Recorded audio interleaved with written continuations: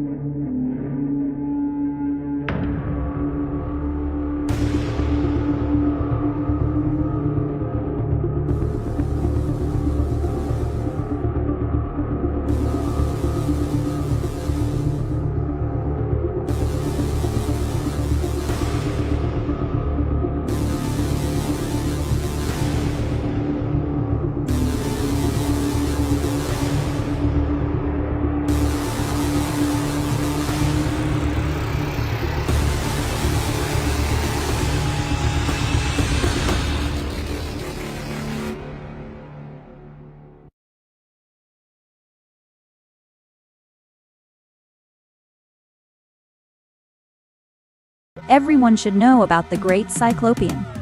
Number 5. The Great Cyclopian was created almost 45 years ago, though he was originally portrayed as a villain.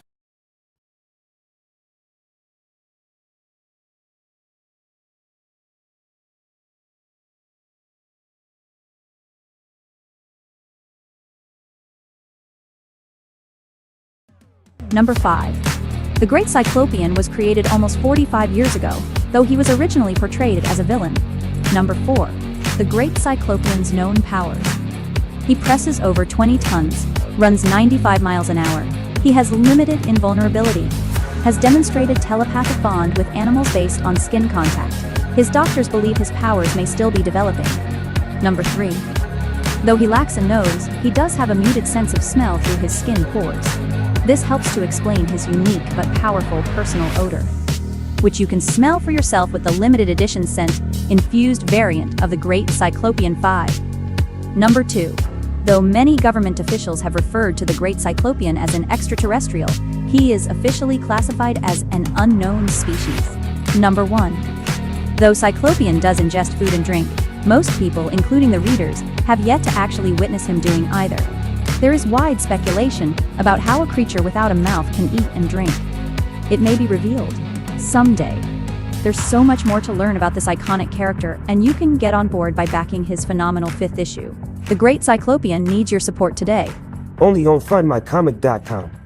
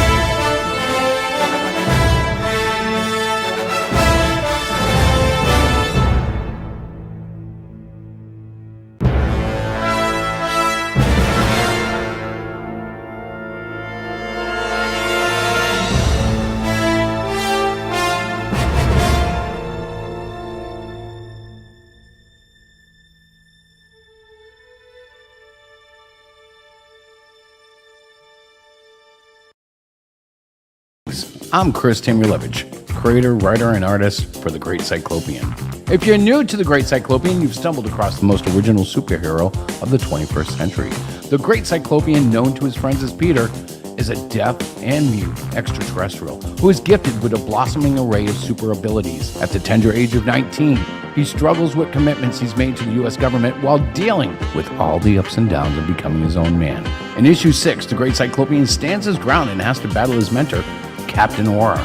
Getting the upper hand, Cyclopian finds that there's a team of superpowered government assassins who have come to take his life. Deceived and betrayed, Cyclopian faces his greatest challenge yet: Will Captain Aura help take down the Great Cyclopean, or will he side with his pupil?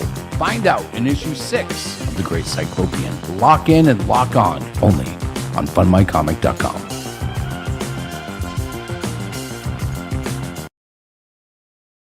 He's an alien from outer space. He crashed to Earth and he's here to stay. He's here to make all the wicked pay. Every bad guy fears his name, the Great Cyclopian. The one-eyed guy with the sharpest mind. The hero with the fingers always spouting signs. A rising star with a blinding shine. Give him a chance, he's gonna blow your mind. The Great Cyclopian.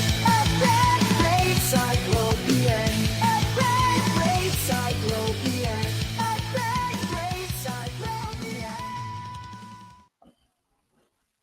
Hello, and welcome to the show. Somewhere out there, Miss Diana's with us, but she's currently muted. I apologize. Hi. I apologize if I look weird. I'm using a slightly different camera tonight, and I'm not sure if I like it. You can see the green screen's a little distorted and weird, but we'll figure it out. How are you? I'm good actually.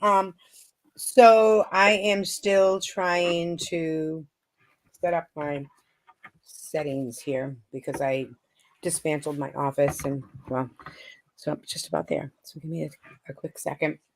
But other than that, I am good. So welcome Zachary and Timothy. And yes, we know who you are. Hello, everybody. Yes. Mhm. We are counting down till what? I think it's 11 o'clock tonight. I don't The know. Great Cyclopean. And let me check. I've got the page up on the side here. Okay. It runs until 11:15 this evening. Ooh. And we are at 26 backers. The number is 1585. I haven't posted, I don't believe. Let me check. I did not announce a $2,000 stretch goal. However, I will be promising every physical backer, I'm going to do it, a physical sketch card. Which those who are my long-term fans know I don't actually like doing those very much. I kind of feel like they kind of rip you guys off. It's just a small little sketch, but people like them. Yeah. So I will commit to it this time if we reach 2,000. Yeah. But the real goal tonight is 50 physical backers. Yep. We've already met our funding goal, so we're doing really well in that sense. Very exciting. Yes, but we would like to see more books getting out there. Now, I know a lot of you are like, what do I want with a one-eyed superhero? I'm a 40-something-year-old white male. I don't really care. Well, if that's you, there's a kid in your life that would love this. Trust me. Every kid that I've handed this to just adores the character for a multitude of reasons, because he's got all the same insecurities that a kid today does. He's facing the same challenges, and he's doing it with a something that would seem unrelatable, but it incredibly is relatable, because every kid feels like they have something that makes them that one-eyed guy, you know? That person that stands out in the room, because inside we all think there's something about us that's really strange, and that, you know, if anybody notices, oh my goodness, I'll be marked. Well, Cyclopean walks around like that daily. So yeah, I'm excited because honestly, Diana and I have had the chance recently to do an after school program. We're doing and it. It's so the kids they feed so much of the excitement. Sometimes you don't realize what really, you know, gets them going about a comic book, what really excites them. And you if you lose sight of that, your books can become maybe a little bit too sharp, maybe a little too edgy. You know what I'm saying? I don't mean that there's boundaries, but sometimes if we forget who we're trying to entertain, we can't entertain anybody. Right. Because honestly, as an adult, you know, when I read comics, I'm still reading it to touch that child in me, you know, to get into my inner self. Right. I still want to be swept away by, you know, heroic champions and dramatic adventures against the worst possible villains. And I think I kind of agree with that, except that I want it to be relatable to me and to what's going on in my life. So the types of comics that I read are a little different from what you typically read. But in saying that, I feel like the Great Cyclopean is something that I can really get into. Not only, obviously the bias that you're my husband and I added the book, but I see that little boy becoming a man, and I've always enjoyed those kinds of stories as well. So that's my two So cents. something weird is happening right now. Okay. I want to hang on. Let me see if I'm just doing it wrong. Oh yeah, I'm just doing it wrong. I wanted to do this. I wanted to share Tim's comment, but I was looking at it through a preview window and it wasn't sharing, so I thought I was messing up. I was. Okay. I'm excited. So, So tomorrow night mhm. we'll be hanging out with the true real life Captain Aura. And This- if I have the ability, I will get him on video to do a live stream or a live taping or something. We'll do a little interview with him. If he's out there watching tonight, Tony, you're more than welcome to join us. Drop us a message and we'll send you guys a StreamYard link. But otherwise, we're just going to hang for a few hours. We're going to watch the campaign. We're going to try to see how close to 50 we can get. Diana, do you know how many actual physical backers we're looking at right now? We have I'm looking 26 backers, but we have quite a few. Well, let's see. We have 7 backers of the PDF library, Yeah. and that's the one that's the one that's not physical. right. So we're currently at 19 physical backers, Mhm. which is incredible. I mean, for us, this is really a great time. Hello, Mike. I just saw you, brother. Thank you. Hey, Mike. But the real goal is to get them out into kids' hands. The exciting thing is, I know I picked up a couple of PDF backers. Yes, we did. I don't know if they realized it until I told them, but I was like, yeah, and this thing, as long as we are making the book and the drive is open, Mhm. they'll have access, which means issues, 7, 8, 9, 10, 11, and 12 will be going in there as well. Right. And that first $5 will get them in. Now, if they want to come back and support us each time with another $5, God bless you. Every dollar helps. What my business partner has found out is that anytime it looks like we might make a profit, I do something crazy and say, let's give away free t-shirts if we hit a mark. Mhm. And that's what I'm doing tonight. I've actually challenged Diana, my business partner, and my wife, that if Mhm. we hit 50 backers, we'll give out t-shirts. Now, that's no small feat, but we've had so much support that it's actually doable. Right. So we're like, yeah, if we can hit that mark, why not? In the end, I'm not going to lie. I do hope Cyclopian hits the big time. Right. But if he does, we'll make enough money by then off of him to survive and make a living and all that. Right. This is all small potatoes. This Right. is let's get him out there. So Exactly. I'm excited. Issue 7 could be released in December after we finish delivering issue 6 that we're now finishing on the Mhm. campaign. But Mhm. I'm going to hold that off just a little bit longer, and we will be directing some serious effort into improving our marketing next time out. I did a little bit of I don't know what you want to call it. I asked a few people. I Yeah. posted on Twitter. I got as many responses as I could, and it's obvious that we have to market more towards the teen crowd and the 9 and ups. Yeah. And believe me, it's not because the story can't make an adult happy. It's because of where the energy goes and where it's targeted. Right. So that's what we're going to do. We're going to figure out how to reach that group. And truly, I'm basing that a lot on the responses that we are getting in the club. So Mhm. it's a vibe. It's a feeling. Right. Thank- Zach, absolutely, bro. We should stay in touch. Make sure you friend list us on Facebook. Right. We can keep talking. The Great Cyclopean is I can't even tell you how much fun I'm having now. I will say in issue 7, we are doing a very special parody, and I'm excited about it. I'm having a lot of fun with it. I have been sharing the ideas with not only my editor, but another editor, and they're keeping me in check so I don't get too outrageous. Yep. But it is coming. There is a chance of that. Actually, I will be looking for somebody to cross over with, because, and I'll share with offline with this. I'll share this with you offline soon, Tim. But there is a situation coming where I need to have someone come in from another universe to mess with a situation, and I have a character that's going to cause the disruption, but I don't know who he's going to disrupt with, if that makes sense. Sounds Basically, I need a guest star to come in and totally throw the situation on its head, and Melvin would do. And that's not a slight. Melvin would be fun to do it with. actually really good because I know what you're talking about. Obviously, Yeah. I know what you're talking about. Yeah. Yeah. Yeah. Well, there's a lot of things with the upcoming parody that Mhm. actually, if I don't make anybody upset, the character could be reoccurring. Not every episode, every issue, but I could see him coming back here and there, and it's going to be fun. I just hope it's taken with the loving nature that it's intended with.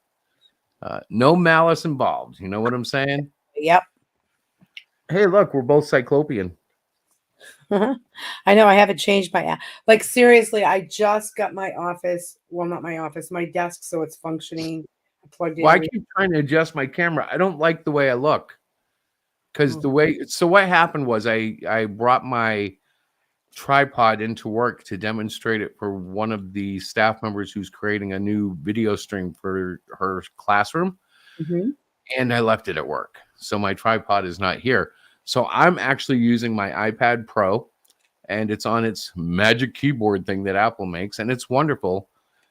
But believe it or not, for all the money that I spent on this thing, the camera on it is not as good as your or not as good as my iPhone. Really? Yeah, this thing is more about the processing power and the size of the screen. 12.9 is as big as they make for the Apple product, Mm-hmm. and I guess that's where the big pizzazz is, because the front facing cam, I don't think it's anything more than 720. If it's 1080, I'd be super surprised, but I don't believe it's 4K. And my phone camera is, and you can see like right here, see that, like, oh look, it changes if I put my hand up, but see the fuzziness up in the corner of my picture? Oh yeah. Yeah, let me make it bigger just to be obvious. But like, oh look, right there. You can see the corner of my room, you see the back of my head. It's not so bad when I make it small. But like little things like that are happening because of this camera. I know that Diana and I are going to decide on what to purchase with business next. It's either going to be an upgrade for my office computer, or it's going to be an iPad upgrade. And I seriously think I'm leaning towards the computer, Yeah. kind of for the stability of what I'm doing right now. Right. But also because what I did last upgrade was I got a Mac Mini with an M1 chip. And while it has been sufficient, it's lacking in a couple of areas, particularly in video production. Uh-huh. But it also relies on external things like attaching a camera when I want to stream, when the new iMac has a 4K camera in the front, I believe. And the only hang up is I don't want to waste a lot of money on RAM, and the way the Macs are now. Like they cost $200 to add 8 gigs of RAM. Oh my gosh. I didn't know that. That's the Apple price, and it's kind of ridiculous. The only thing is, even when you can't add your own RAM anymore, I don't believe it has to be done in the factory. Huh. But even when you could, the RAM was so sensitive. You had to get just the right kind of RAM, or else it wouldn't work. Whereas on a PC, you could get like any brand. The Apple had to have particular brands. It was horrible. But I digress. At any rate, we're going to be upgrading something, and that's going to go into the efforts that are going to go into issue 7. I'm laughing because you really did, like, all of a sudden we went into tech talk. Yeah, I just slid into that. My apologies, folks. The truth is, though, I do these comics 100% on an iPad.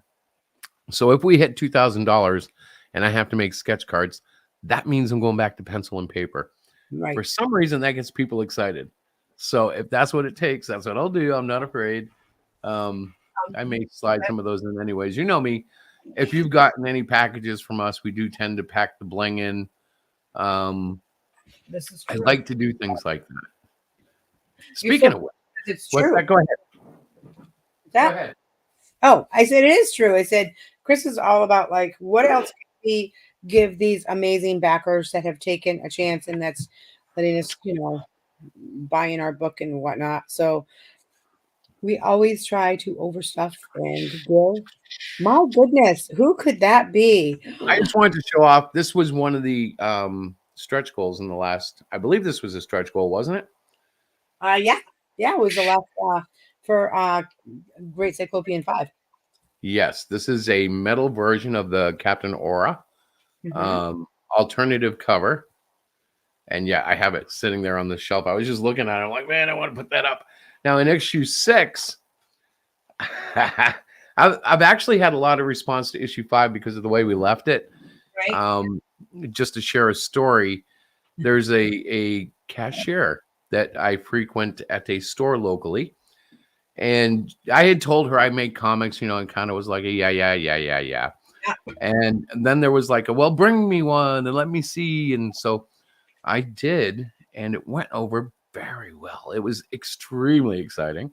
Yeah. And I'm not sure why I'm telling you this story other than issue 5 really Yeah, it was good. got her excited. She wanted to know exactly where we were going with 6. So the fact that the campaign is closing tonight means that I will likely have copies that I will be able to leak to her. Because that's the thing. I'm a terrible salesman in the sense that my wife has to always watch the stock levels. Yeah. He's always if- giving stuff away, guys. It makes me crazy, which I don't mind. I don't mind. I get it. But as a business, it's almost like a restaurant. She has to watch because I'll be sending half the pasta out the back door if she's not careful. That's true. It is. And I hate to admit it, but I don't hate to admit it. It's one of those things. I'll claim it. I'll even use my autism as an excuse, my Asperger's. I'll use that as an excuse, but I've always been that kind of guy. Mm-hmm. My biggest thrill when we do the comic book show with the Athol Library is giving away books. We've done it 2 years in a row, and I've been able to give away hundreds of free comics. And by no effort of my own, they were donated. But the fact that they were donated and I was able to facilitate the rendering of these books into the hands of children Mm-hmm. that were starving to read something, yes, that's a win for me, especially in our industry where things are getting the market is getting older and the youth right now it's in a lull. Now, I'm not going to lie to anybody out there. I don't think comics are dying. I think what's happening is they're in a lull. Right. I think it's going to rebound just like it always does. The Mhm. question is, who's going to be on the height of that rebound? Is it going to be Marvel and DC again? Will there be an indie comic like the Great Cyclopean? Right. It could be something like Cyberfrog. Right now, Eric July has a character called Isom that's doing incredibly well. There are tons of independent books that are starting to perk and bubble at the top of the boiling pot. And Mhm. so the potential for for a breakout is huge. Right. That's There's true. no reason it's going to be the one-eyed wonder. I mean, it really is a Hellboy, Zachary, Hellboy is a great example of a non-regular hero. Like he doesn't fit the stereotype. The only problem with Hellboy might be that he's been around for a while, but even then he hasn't hit mainstream like Superman or Spider-Man, so he's got a lot of room to grow. I mean, he's had 2 movies, but like he could still blossom into an even bigger character. That is true. Actually, Hellboy is one of my favorite like indie characters. Even though he's not indie anymore, he kind of started indie. right. Do you know who we're talking about, Diana? Yes, I was just gonna say we watched a movie. Um, we watched a movie. You told I Actually, he's remember. got 3 movies, I think. There's the Yes, but first movie is he the is guy with the series. horn? Is he the guy with the horns? He's like red, and The he was well, yeah, but he doesn't have the horns. He's got the cutoff thing, and the yeah, threat is the horns are going to come back. yeah, I yeah. think he did 2 movies with the first actor, and then there was a third movie with a new actor. Okay, And the we have third seen, movie was more like a reboot than it was a continuation. but the movie itself was really, really good. I Yeah, enjoyed. you enjoyed it. You did. Mhm. I will say this, guys. Diana may not know her comics, but she does like her comic movies.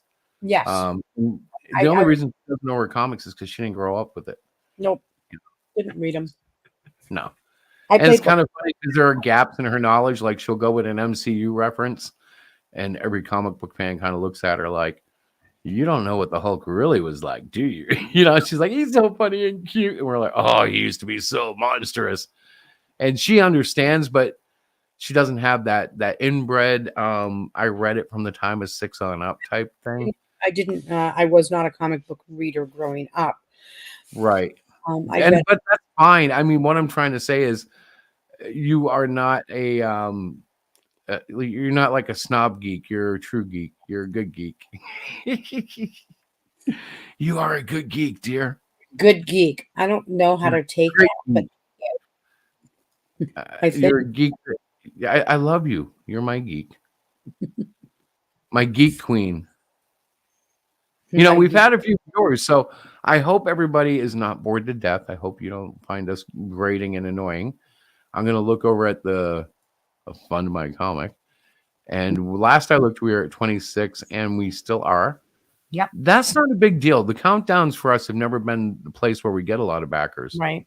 Right. But I'm kind of doing this just because I'm excited, period, to be here. Mm-hmm. It's Friday night. And yeah, this is what we do on the last night, right? Mm-hmm. Did You're we? not very exciting, though. I'm not very exciting. I can tell. I'm going to demote you. I'm You demoting you. There. what? I'm in the lead now. I switched over. I'm on the left. You're on the right. Ooh, that's really good. Yeah. So Was Zachary Gilmore was saying that the guy that directed it was Guillermo del Toro. He's one of the best horror filmmakers ever. That did Hellboy. I might Yeah. have to watch that because I haven't watched that in a long time, and I remember being really impressed with it.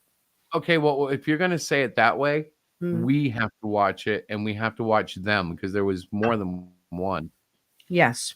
Speaking of comics tonight, the metal from Vomitorium joins me over comics Yay! that went on sale from Quality Comics in 1239. Now, that would be December 1939 at 6 p.m. Pacific time, 9 p.m. Eastern on the mic stand. Hey, we might have to, what do they call that when you look at a stream live? Is that, what is that called? Dubbing? It's not No. shooting. No, it's not. It might be e-fapping or something, but we might have to check Yeah. in and watch them and just to do something because we're going to be here until the campaign closes, folks. Is It's that like what we're doing? it's like a telethon, yeah. So Do I get you know, breaks? no way. Come on. All I right. could run some videos to do a break, but somebody has to sit here, and then I'd want to go take a restroom break, and it just gets messy. We'll have to take shifts, but it's just a countdown. It's just fun. Yes, Mike, it is sniping. So you can. Sniping. That's what we might do. Yeah, we might snipe it. Thank you. I was like e-fapping. I don't know if that sounds so wrong, doesn't it? Uh-huh. Hey, we're gonna go e-fap. Okay, you're weird. But the focus really is selling the book tonight, and thanking those who have already bought it. Really, we can't say enough. And you guys know who you are. Some of you have gone to great lengths to make sure the campaign has been a success. And golly gosh, can't thank you enough. I'm serious. I'm like, it's funny when you get support from people and what's, I don't know how to say it, but we run when we get a backer to see if it was outside of that network of people. And we get so excited when we get a little backer from like Wisconsin. It's like, praise the Lord, we're getting a little bit out of New England. It's a beautiful thing. um, You're funny. next campaign, I know that we are looking at avenues to bring the books more cheaply to teachers in classrooms. Yeah, we've That's done gonna be that one of the, before, but I think we we have. need to focus on that again. Yeah, I really want to work on. We're also going to try to be putting together what we're doing right now in the club into some Mm, sort of program that can be shared and possibly not sold. right. But what I would be looking for is, and there has to be a motive, right? I would be looking for Yeah, a way to promote the Great Cyclopean. right. So, like in the club, when we talk about how to make a comic, I'm showing them using pages from the Great Cyclopean because that is the examples I have at hand. Mm-hmm. And I'm not going to show like elementary school kids, cluster fudge. Yeah, yeah, we wouldn't So do I have that. the Great Cyclopean, You're which so is funny. completely age appropriate. So I'm like, yes. And it's a good thing because at the same time, I can tell you we're Mm, watching children create and they are inspired by what I have done. They are now seeing a it's way that they really can do fun. it right. But they're visualizing Mr. T can do it. I can try. I think I can too. Yeah. And I've already seen some great things. I have a couple of tracers who actually don't realize it, but I believe they are future inkers. Even though the digital market may not require inkers in the same way, there will always be room for a great art finisher. Yeah. And these kids are so into it, and they don't even see it. They don't understand the skill they're showing. And I'm like watching other kids that can completely draw, but they're very sketchy. Oh Mm-hmm. my gosh, that means we have pencilers and inkers. Mm-hmm. Yep. And that's kind of how I'm looking at it. I'm watching the little talents emerge. The only thing I haven't really seen yet is a letterer. And with all Yeah. due respect to every kid out there, it's hard to letter. And at that age, Yeah. They're still it working takes a on. lot of discipline. So I think we're going to show them how to letter digitally um, using a program called Comic Draw. Mm-hmm. And once they get that down, if someone wants to do hand lettering, it's easy enough to start learning. But it's also not going to be a hindrance if they can't.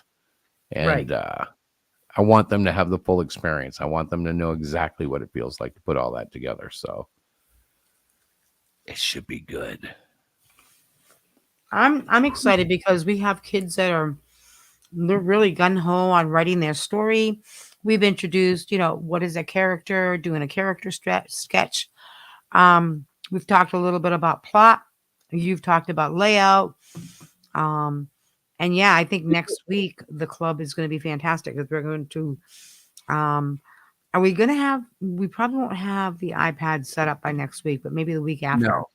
Well, next week I want to do an exercise to show them something because they don't really understand yet the concept that anybody can do anything in comics. And Right. what I'm going to do is, and some of you older artists will remember that, have like a squiggle on the page and they would say, draw something out of this squiggle. And what they would intend is that you would take whatever the squiggle was and adapt it into a drawing, grow off of it and make something out of it. So I think what I'm going to try to do is have each kid sit down with an 8.5, 11 piece of paper and a Sharpie or something similar. And I'm going to have them draw just a simple one-line squiggle. It can be straight, it can be curvy, it can be straight and curvy, but it's one pass with that pen, not multiple squiggles, but one good squiggle. And then I'm going to tell them they have to draw something around that squiggle. They won't be making the squiggle with anything in mind. Right. So first the squiggle, then they're going to have to look at it and draw whatever they can out of that squiggle. But the real trick is going to be I'm going to have them hand their squiggle to the right. And they will do it with the person from the left's Right. drawing. So everybody will get a squiggle. They will all make a squiggle, but none of them will be modifying their own squiggle. And I'm hoping it's going to, inspire a lot of things. I want to inspire teamwork. I want to inspire the group think. I also want to inspire individuality because each one will do the squiggle with something in mind when they Yep. realize they're going to have to draw something, and then they're going to see Mhm. what somebody else conceived off of it. Yep. And there's also a bit of humility there because, Mhm. if you did a squiggle and when you heard it was going to be art, and maybe you thought of something really cool, and then the next person did something really lame, or somebody did something better, you have to understand how to deal with those things. Mhm. Mhm. I've already seen a lot of. We've had a little jealousy. A couple Yeah. of artists are a little bit touchy amongst each other, and we had a shoulder hit the floor Yeah. accidentally. It just fell. And Miss Diana was a great referee and judge, jury, and peacemaker. But it was rather entertaining. It was like almost little divas, Yep. Oh, it was so funny. I thought it would be funny. Did you think it would be funny? Really? Did you find it funny? I said. No, the little kid goes, "No, this isn't you need to apologize." Oh my gosh. But it really I have is. to tell you, for the 23 kids we have, Mhm. they are really they're wonderful. I mean, they're not angels. They are normal kids, Yeah. but they're good-natured and well-behaved and hardworking. And they want to be there. They want to learn how to make a comic. They're very excited about the end product. And that's Well, you something know we're what's gonna do. really funny though? They don't even know what that means. No, I Like know. they're so excited to be there, and like as we kind of fold out little concepts, I can see their brains are popping. They're Yep. like, It's so funny. scripting? You can write the story. Write the story first. It's like, and they're not dumb, but it's like the first time they realized, wait, when people make comics, they don't just sit down. Like I had kids doing what I did when I was a kid, which was I had one kid with two drawings, right? Yep. One guy and one guy. One's bad, one's good. And he was Yep. writing the dialogue back and forth, just like I was doing when I was doing landscape 8.5, 11 with my little brother. Yep. You're a bad guy. And then he'd turn the page. No, you're the bad guy. And then he'd turn the page. Well, do you want to fight? And then he'd turn the page. No, I'll fight you. But he wasn't making multiple pages. He was just flipping back and forth. Uh-huh. And so as long as you could keep count of where you were in the dialogue, there was a whole conversation like of responses to the next guy, but it was all on two different sheets. It was weird, but it was a on just one conceptual sheet of paper. Yeah. it was the start of something cohesive that I could say, okay, he's making a step into creating a comic. Mm-hmm. He's actually got a conversation happening, and it was all the telltale beginner things, all the dumb overwriting, everything that a writer does, he was Yep. doing it. It's a blessing to see, because it's like those mistakes are the gateways to the better writing, Right. And in all honesty, I mean, these kids are so excited to be here. You know what I Yeah. mean? They're so excited to be here. They have so many wonderful ideas. And I love the fact of just watching all of the creativity come forth and Now their I will say excitement. this, and this isn't a personal stroking, but you Mhm. do when if people try this same idea based on what we're doing, if we get it to that point and we can share it, Yeah. I do think it's going to take somebody who's a little bit outgoing, got some charisma, and is able to just relate creatively with them. And it takes some maturity, and it takes a little bit of just heading up the issue straight on. Like I have a child. His first rough was he wants to do a comic of China versus America. And I said, okay, let me hear what you're talking about. And he's like, I want to have machine guns, and the Americans will go in and they'll shoot them all. And I said, whoa. I said, no, I get where you're going. Patriotism is good, but you are in a school and there is zero tolerance for guns. I said, Yep. so we have to change it up. I said, maybe paintball guns or laser tag. And he looked at me with this front crumpled face, and I said, you have to deal with the censors. You will always have someone telling you how far you can go. Mhm. I said, I'm telling you, if we did that story, somebody's going to get in trouble. It's probably going to be me. And he kind of did laugh about that. But his second draft, these national combatants have become robots. And he took the path of just make it so it's not human lethal. So we're going to have Mhm. a robotic battle of some sort. The other thing that they're asking me for help with, and I will help them with this, they brought rough character sketches. Some of them. So one of them brought me a picture of a band. Um, and Oh I yeah, think they're that was asking me to funny. draw character design. So I'm going to do Right. some very simple designs based on their sketches and then hand them back so they have a character sheet they can reference. Because they don't really want me to draw their book, but they want help in conceptualizing the art. And when they hand me the drawing, for instance, of the robot, for instance, Right. I can see what he's looking for, but I can tell by his mass amounts of drawings that he's not disciplined enough to have like a character vision in mind. So I'm going to go ahead and create that vision in a very clean comic book styled ink so he can see exactly what details he put in the picture. And he'll be able to reduplicate that as he's drawing. Now, that kid in particular, he's all about the pencils. I'm going to hook him up with one of our tracers. Mm-hmm. And I think we'll have a true comic book art team at that point. I think we'll start seeing a penciler and inker, which I wasn't sure we would actually ever see out of kids because usually, the artist wants to do the whole thing. But I think this will work. I think that's a good idea, Tim, because I'm definitely going to need to use something for a plot point. Although I do have I have this thing, I think it's a problem. I have this thing about constantly having little parodies in my stuff. And sometimes they get really big. Sometimes my mind overtakes things, like when I did Trolls Exposed. That really started from a 10-page story. It shouldn't have been a 100-page, 120-page book, whatever it turned out to be. So sometimes I get carried away. But I have some great ideas for fun and parody. I am bouncing them off of Diana and another major editor out there. Yeah. And I've already had stuff rejected. So I'm not going too far. And I know that because they said, no, you can't go there. Right. Don't go there. No.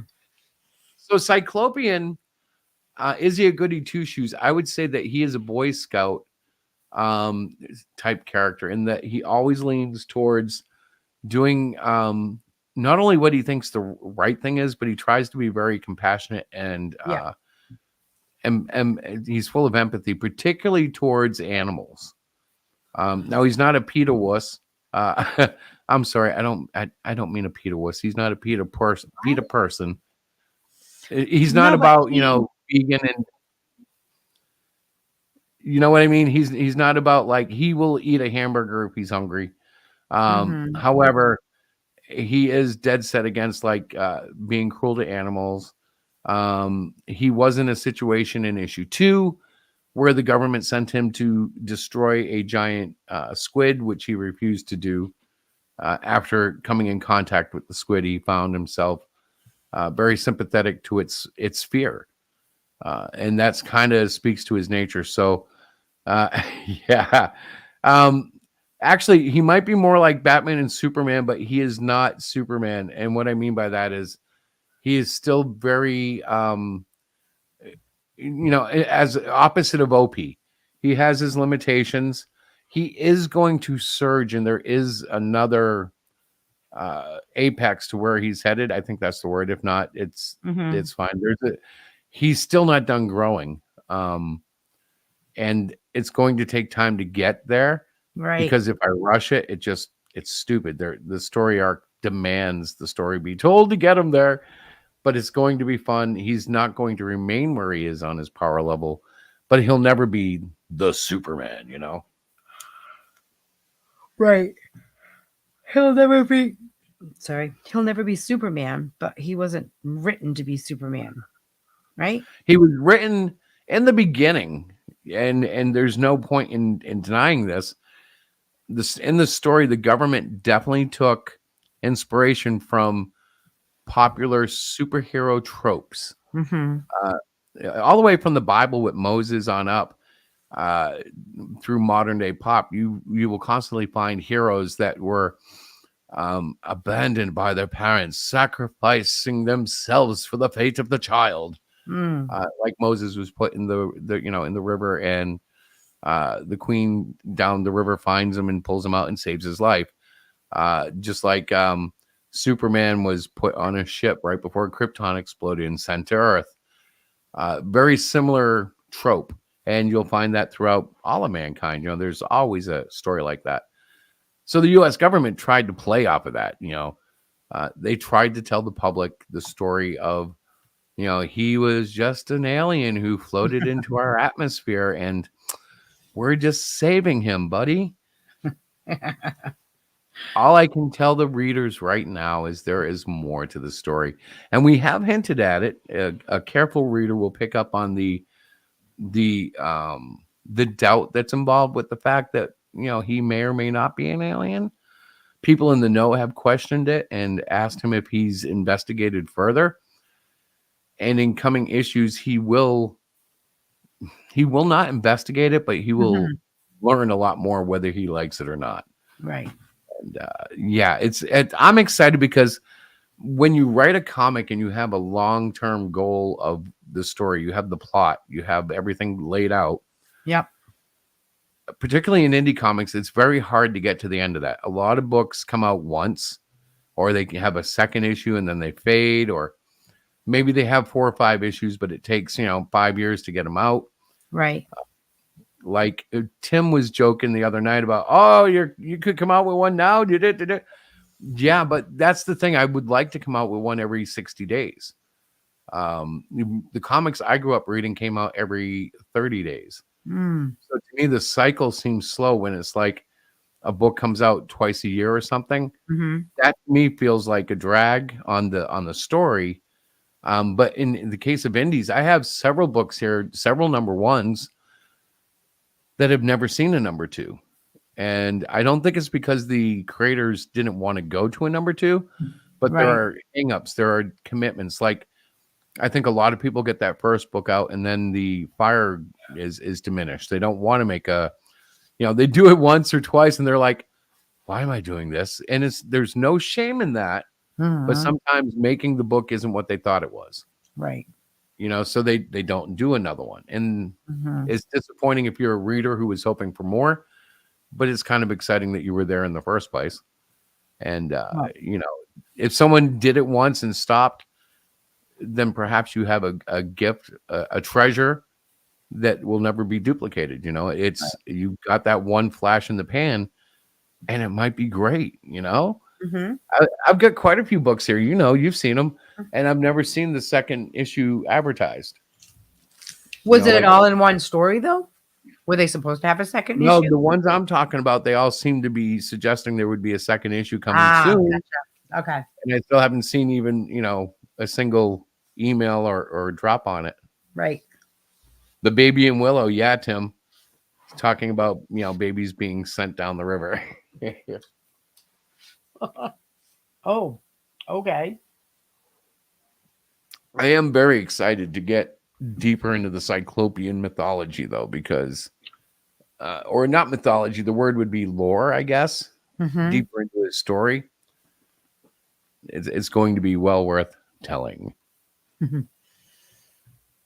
Well, and then, so if the distribution doesn't grow, I'm really thinking, like, next year will be a telling point. We'll get the 12th issue of Cyclopian out. And if we have distribution up, if we can get the sharing up, that would be another thing. If we just get the likes and shares and subscriptions up, that in itself will organically grow the sales.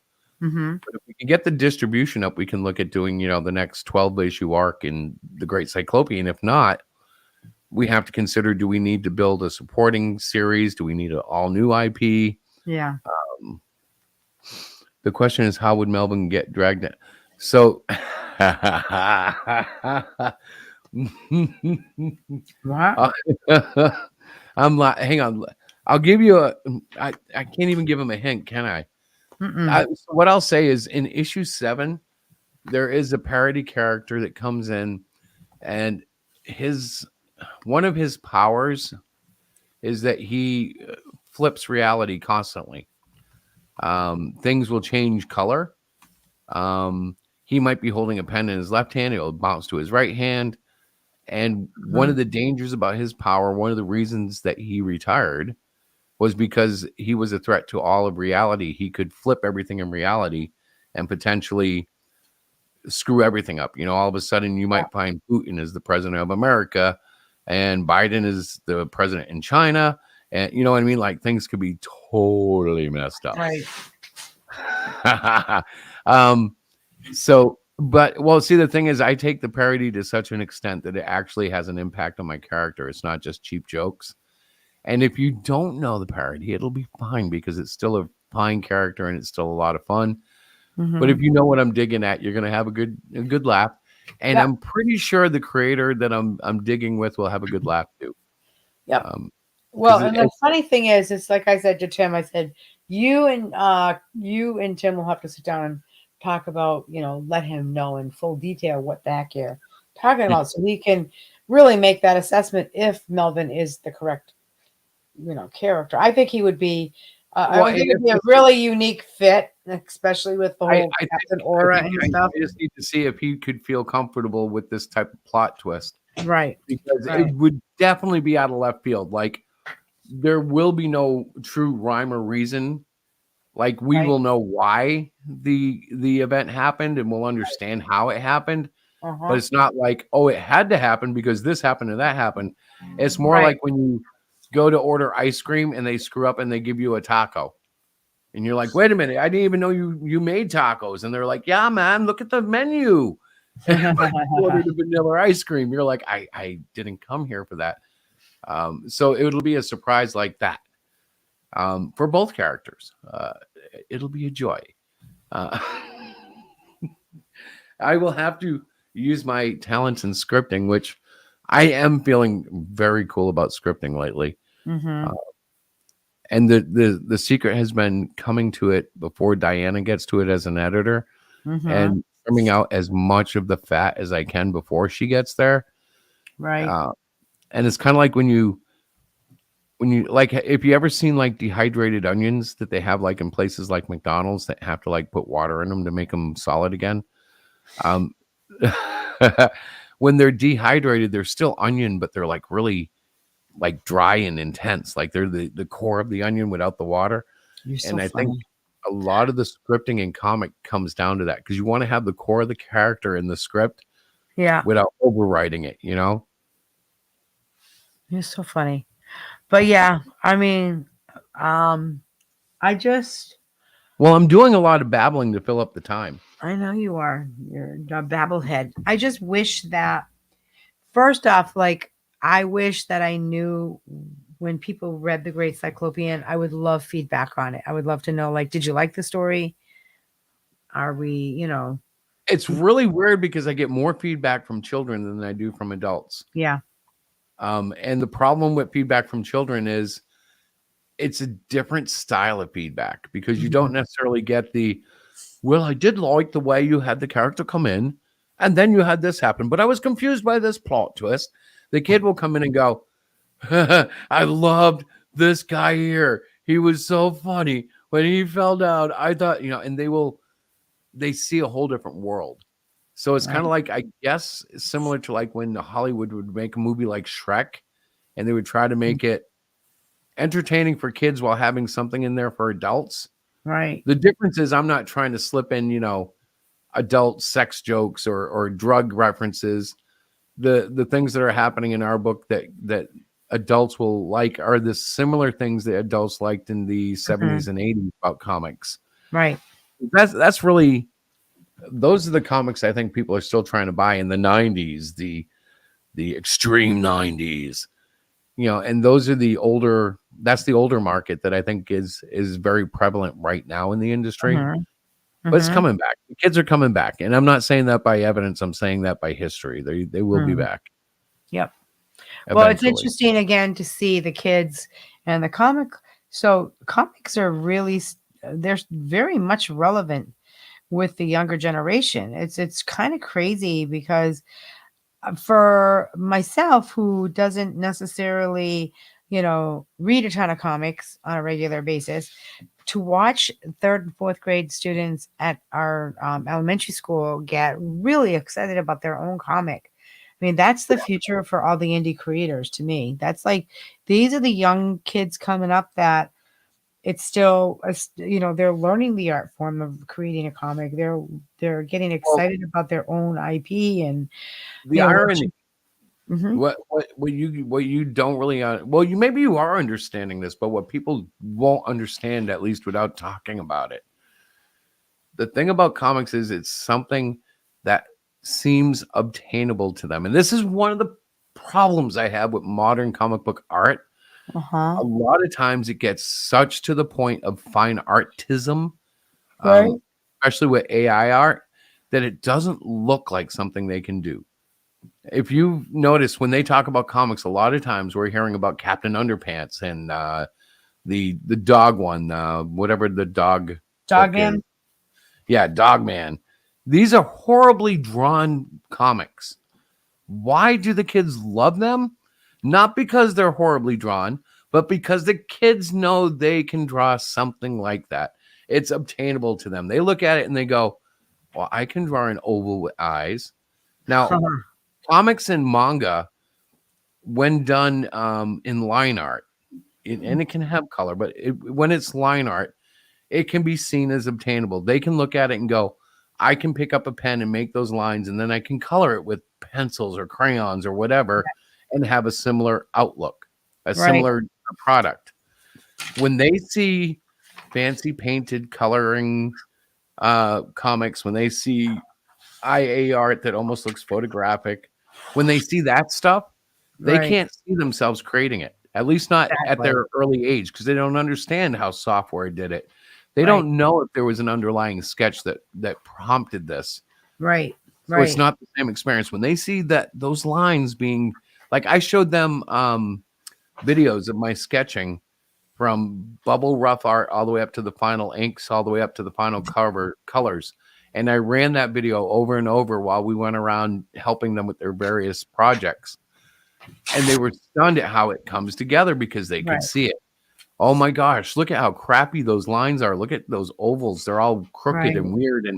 But the video showed them how, like, yep, it starts like that, and then you flesh it in, and then you flesh it in, and then you flesh it Mhm. in. And by the time you've gone over it a few times, the picture starts to form. And Mhm. their eyes were like, I can do that. And I'm like, Mhm. yes, you can. Yep. Yep. And it's amazing because if we were sitting there learning how to do it in a 3D rendering app, a posing app, an AI app, the experience would not be the same because they can't walk away from that club and find a computer engine that they can sit down at a computer workstation and do all that Right. because they don't have, number one, the software, the hardware, any of it. But they can walk away with something from the club anytime and pick up any pencil, any pen, any writing utensil and put it to any surface that accepts writing, paper, cardboard, walls, chalk, whatever, on Mhm. the ground, and they can apply whatever they learned in our club to Right. whatever they're about to do. And that's why comics and manga have the appeal to them because they can see themselves doing that. Right. Wow, know. I am on a roll. You are on a roll. I don't even know what to say because you're just going and going and But is going. it right? Is it true? Because I think it is, but I don't want to overstate it. But I do think that's the biggest attraction kids have to comics. Hello, Eccentric. Because they Hello, can hello. actually see themselves making them. You know, it's Right. Well, if it's too intricate and too detailed, a child or a young student would look at it and go like, I could never do that. I mean, well, at there's a some couple point it that becomes something that they will consume and enjoy, Mhm. but it doesn't occur to them that they could make it if it looks too refined. You know, Right. if it looks like an oil painting, it becomes something that, they need to be a master to make. But if it's a junky Captain Underpants, if it's a crazy dog man, if it's a manga that's all black and white, or a simple comic that's got color, they Right. can look at it and go, I think I can do that. Mhm. So they do it. That's when we started the club 2 weeks ago, we had kids already making comics. They Right. just weren't organized whatsoever. It's like looking at a potato spud and calling it French fries. No, it's got a long way to go. It's got to grow. It's got to get That's a bad analogy. Huh? It's gonna get cut up and You're fried so and funny. salted. But you know what I'm saying? The Right. process, they're very young in the process, but they connect to the medium because of that. Right. And they all Uh, have a story to tell, and that's one of the things that I like to emphasize oh is yes. that they all have a story to tell. Um, when kids are using like references like Fast Night at Freddy's or whatever, Five we Nights. do Five Night. I'm sorry, Fast Night. See, I don't even know it. I just know it's not something I would watch or want my kid to Well, watch. on a quick side note, Diana's referencing Five Nights at Freddy's because we do have probably 4 kids that want to do basically fan comics, and Five Nights at Freddy's is one of the ones somehow all these kids know about, which always shocks us when like an 8-year-old walks up and says, Five Nights at Freddy's is my favorite video game. It's like, all right. I'm like, what? I guess it's America. Your parents can let you play what they want. Yeah, yeah. Okay, all right. But like when I started telling them, okay, we can do Five Nights at Freddy's, but it can't have blood and we can't have murder because we still have to get these past your principal. Right. That's what Five Nights at Freddy's changed. The only one who's still doing it is trying to find nice ways to do it. He had me print out some reference sheets so he could draw it. And Yeah. I'm like, so what's he gonna do? I think he's just, I don't know, walking the halls. I'm like, oh, okay. Well, it's just, what's really fun too, and I know we're going on, and this is our closing stream for the Great Cyclopean 6, but Number 6. we are number one, we are so blessed that funding has been made. We really, really would love to get to 50 physical backers by the end of tonight, but if we don't, that's okay because we That always is have. okay. And stick around if you're around at the for the end of the stream. I do have a special announcement. Okay.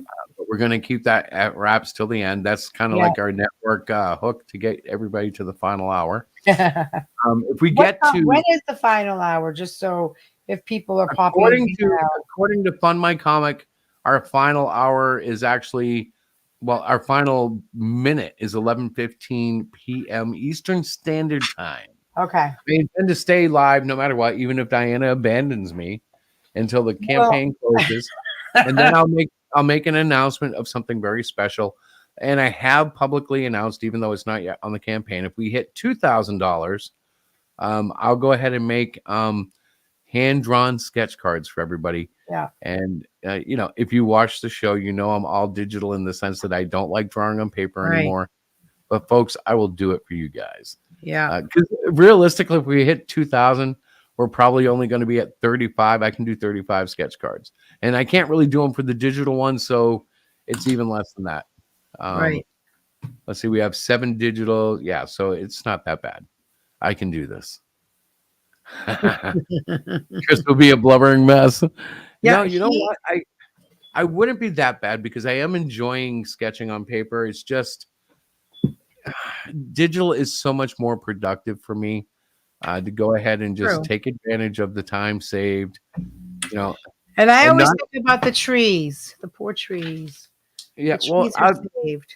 I'm going to be honest, and this isn't a burn on anyone because I love you all out there, so all you creators. But I'm not like writing my stories and sending them off to an artist, so I have to like speed up my process as much as possible. So the longest part is the art part, and if you can eliminate the need to, for instance, lay out the paper, put up the T-square, get the triangle out, lay out your page each time the same way. You can buy them pre-laid out a little bit, with the guides and stuff, but then you got to pencil everything. You got to clean up your pencils. You got to get your ink out. You got to be careful not to make, you know what I mean? Like there's so many steps in making beautiful physical art that when you're making a comic, you can do all that skill goes into the same thing, but you can do it through a program so that when you're ready to go from pencils to inks, the transition is as simple as jumping a new layer into it. It's like, Yeah. that's really where production comes into. I don't have the same speed as a team to do it the same way. So I have to do it, and I don't mind it, to be honest. I've grown so used to drawing on glass. I prefer it. Wow. I actually put screen protectors on my iPad that were simulating paper, and I hated it. I remember that. That's so Yeah. funny. I remember you got it with did you get it with your iPad or something, or did you buy it thinking I that? bought it like the last upgrade, I think, because I thought, okay, I want to go back to feeling the paper. And then I Right. realized it's not the paper that I wanted to go back to feel. I wanted to feel the texture of the pencil in the paper, which is Right. not the same thing, even though it sounds like it is. Exactly. So the way I solved that digitally, oh wow, was I increased my resolution, and that gave me more dots per inch, and that helped. I'm getting a message. Let's see. It's just me. It's Oh just yeah, me. it is. Hi. Hi, me. Hi, you. I'm sitting here, multitasking, and I saw that, and I thought I'd Yes, share it. that's the program that I want to use for the lettering. Yeah. But it seems like they already have a similar program. Right. So, and it does That's work on Google Chromebook rather. Anyways, I just wanted to share that before I forgot and scrolled by, and the usual thing. Yeah, you know what, Zach? I'm going to be honest with you about the paper thing. Paper is the thing about being able to draw on paper. And I say this particularly against AI art. Not that I'm a AI art hater, but I don't see it as the great new gold standard. If we lose everything tomorrow, if we get hit by a solar EMP and the whole entire planet loses all its power, Dear God. I know it's horrible to think of, but all of us who can draw with paper and pencil will still be able to draw with paper and pencil. Right. All of those who need digital to draw, unfortunately, are going to be in trouble. That's And true. the more they are relying, like if they're so far into it that they're only drawing or only drawing by going, hey, AI art program, make me a superhero, and some computer program is drawing it, they're the ones in trouble. They're the ones who won't have a way to draw on the cave wall, for instance. True. Yeah, that, and there are other things that, like, I used to do like incredible, like, oh gosh, 3x5 murals and stuff, using nothing but a mechanical pencil. And the only thing I can say is, as much as I loved that would not be, it doesn't work as well for a comic book production if you're trying to do it on a regular interval. Right. Well, Now, there are some books, like, I'm just going to say it, and don't get a big head, Ethan Van Sciver, but there are books that guys are taking years to produce, and the artwork is so detailed, and it is on paper, and it is done entirely by hand, right. that it is taking them forever to do. And his fans love it. Yeah. So I'm done criticizing people who take forever to make their books if they're providing the fans with something that they Right. really love. Hey, who are we? Yeah, drawing would not be a priority. He's totally right. Oh, Can you imagine if just we had saying. no food, no electricity, no hot water, no way to, and there's just going, but you know what, sons of guns, I can still draw. Oh, the world is safe. Draw is a cartoon. Oh my God, that's so funny. He's right, though, totally. Yeah. I gotta flip between two boxes because the StreamYard one doesn't keep up to date. Did you notice that? Like, it's behind like 30 seconds. Is it? Yeah, like, so Eccentric just said about losing power, etc. I agree with you, man. And now it just showed up in StreamYard. Yeah. Yes, StreamYard is 100% live, where I try to watch the YouTube stream.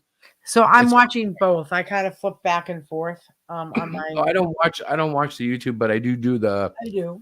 I pop out the chat and I put it on the side so I have the active YouTube chat. Yeah. But I can't watch the YouTube one; it screws me up. And this Sorry, I is was yawning. So I thought that was a commercial break. Hey, do you want to do a quick 30-second? Yeah, I gotta get a root beer. All right, you go get a root beer, and then it'll be my turn. And All I'll right, jabber. I'll jabber. Oh no, I was going to watch. No, I actually had a plan. Oh, I like plans. What do you get? How long do you need? Well, I have to run upstairs and fill up my drink. All right, so you're going to take longer than me, but I'll be back before you, but I'll just run this while we go. It's like 32 seconds. All right. I'll be All right, right we'll back. be right back, guys. Wait, I didn't do it right. There we go. He's an alien from outer space. He crashed to Earth and he's here to stay. He's here to make all the wicked pay. Every bad guy fears his name, the Great Cyclopian. The one-eyed guy with the sharpest mind. The hero with the fingers always spouting signs. A rising star with a blinding shine. Give him a chance, he's gonna blow your mind. The Great Cyclopian. A great Cyclopian. A great Cyclopian. A great Cyclopian. I made it back. She's just now getting upstairs. I heard her giggling all the way up, too. But, yeah, welcome back, everybody. So, I'm going to do this while she's gone. But I'll put up the StreamYard link if anybody wants to join us. We are trying to stay focused on our campaign, but I'm also, I want to keep the show somewhat interesting. And there's a lot of topics out there. Comics are great. Our book is doing really well. But I don't think I don't think I'll have to give away the t-shirts, which is kind of interesting.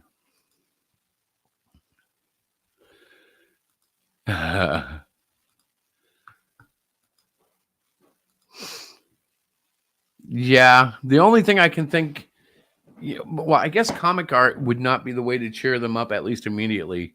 Musicians might help, maybe, but they won't have any power to play their music. They'd have to be acoustic styled. And who's going to sit there and listen to music? I don't know.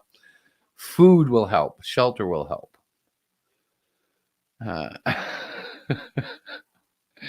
Still draw. Hey, no, it would be quite exclusive then. Yeah, it would be an exclusive deal. And since there were no printing presses, if there's no power, well, there would be eventually because people would just go back to the old mechanics. But at least for a decade or two before things got refigured out, it would have to be all drawn by hand. So I imagine you'd have to have hundreds of artists sitting there drawing the same comic. Oh, can you imagine the variations?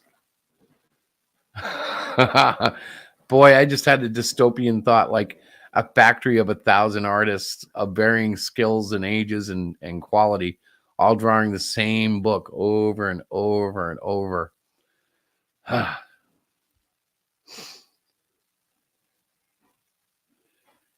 Yeah, it could help. I think at that point, if it was that bad, I think you'd find that their artists would be like, kind of like they were. I'm guessing how it was hundreds of years ago, where communities would have, an artist or two that they would lean to document things and to decorate things. And even today, we kind of have that, like in families. We made our daughter draw dozens of Christmas cards.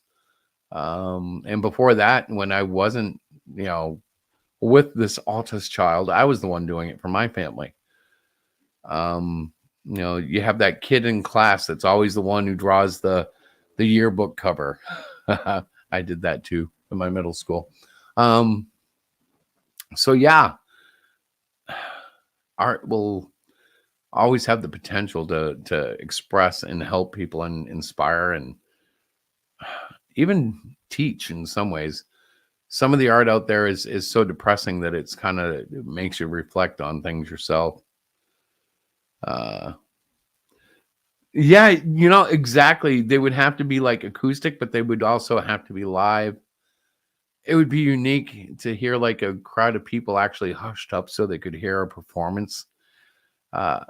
Like now it's so, and I'm not a Swiftie, but I've seen some of the coverage and it's no different than anything else. But it occurred to me, like, everything is so loud and these girls, they scream, they yell, they know all the lyrics, and I guess it's no different than the Beatles, but it kind of is because everything is so loud, so well produced.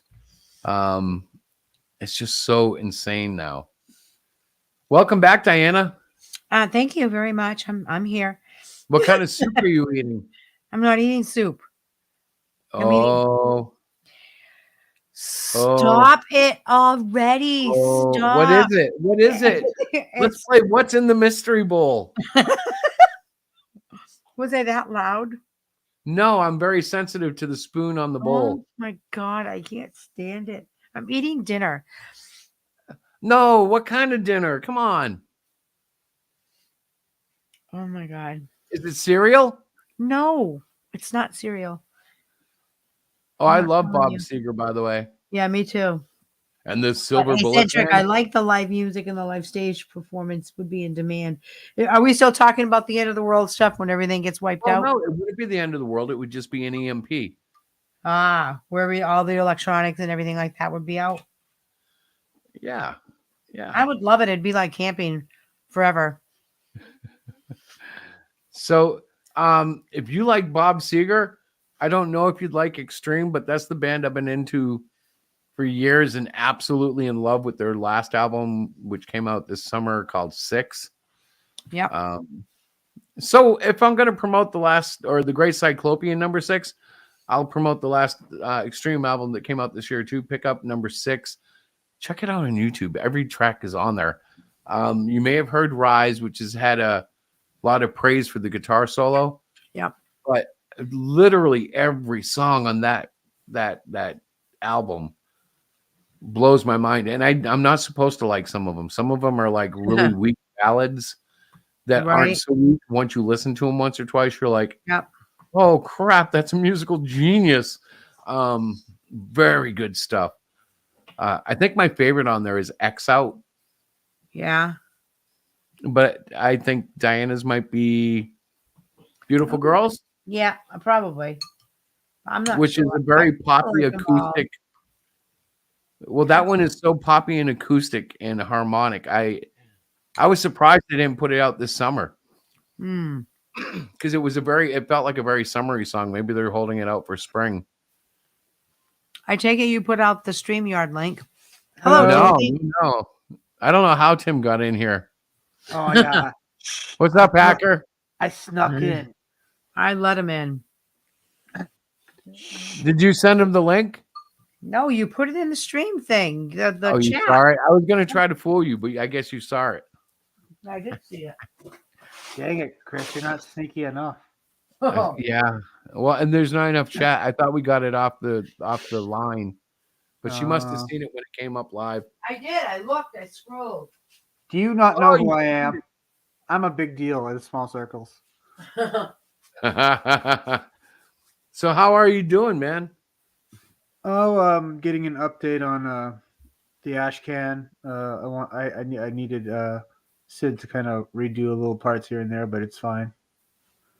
Yeah. So that's gonna be fun. Well, that's exciting. Tiny Yep. just came down. I had to get her bed fixed Oh, up. yeah, I try to point this out to people who are like pro AI art. But according to you, especially the people in the U.S., according to U.S. law, AI art is not eligible for copyright. Yeah, that makes sense. And I try to tell people that they either don't want to read it or they ignore it. It's like, according to a judge, they made a ruling on this. If no human hands have touched the piece, then it doesn't belong to you. You can't copyright it. Right.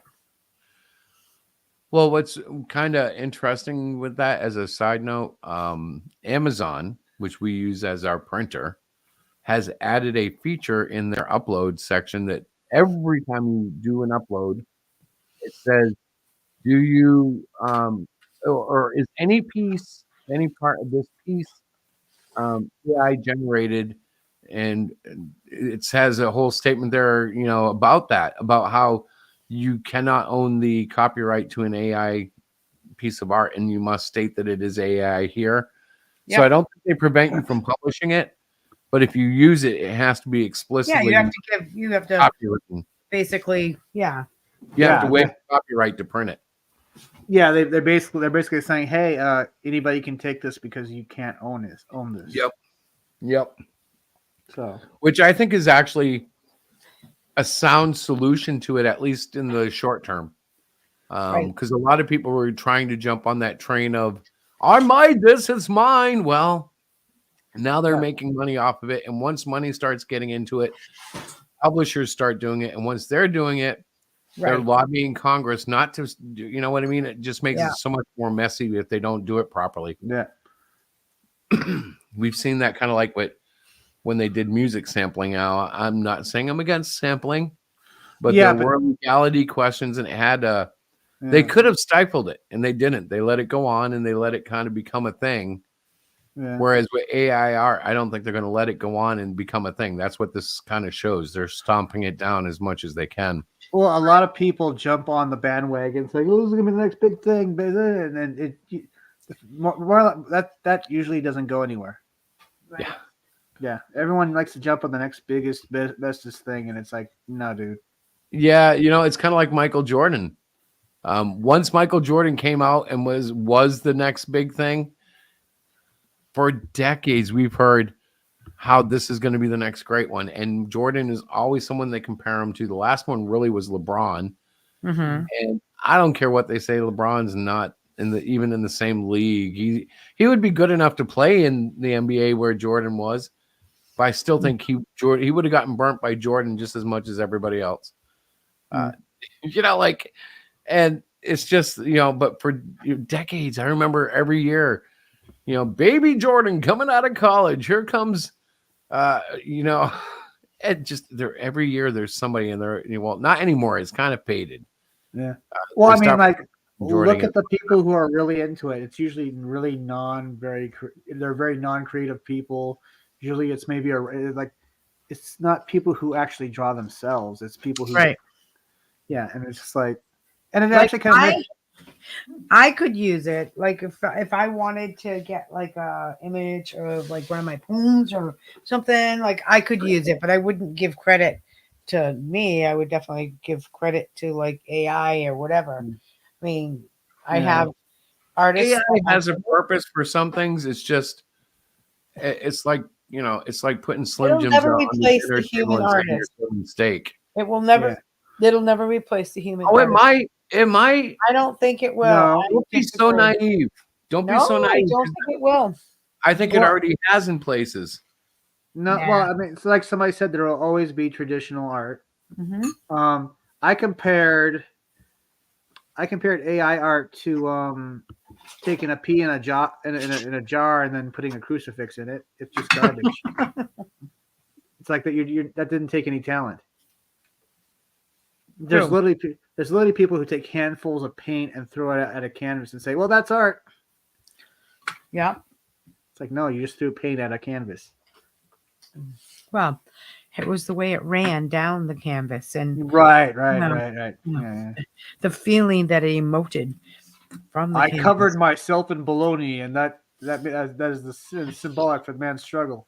It is the art. It is the saying- art. It is the art of picking the proper text prompts. It's the art that I wished to Yay. have.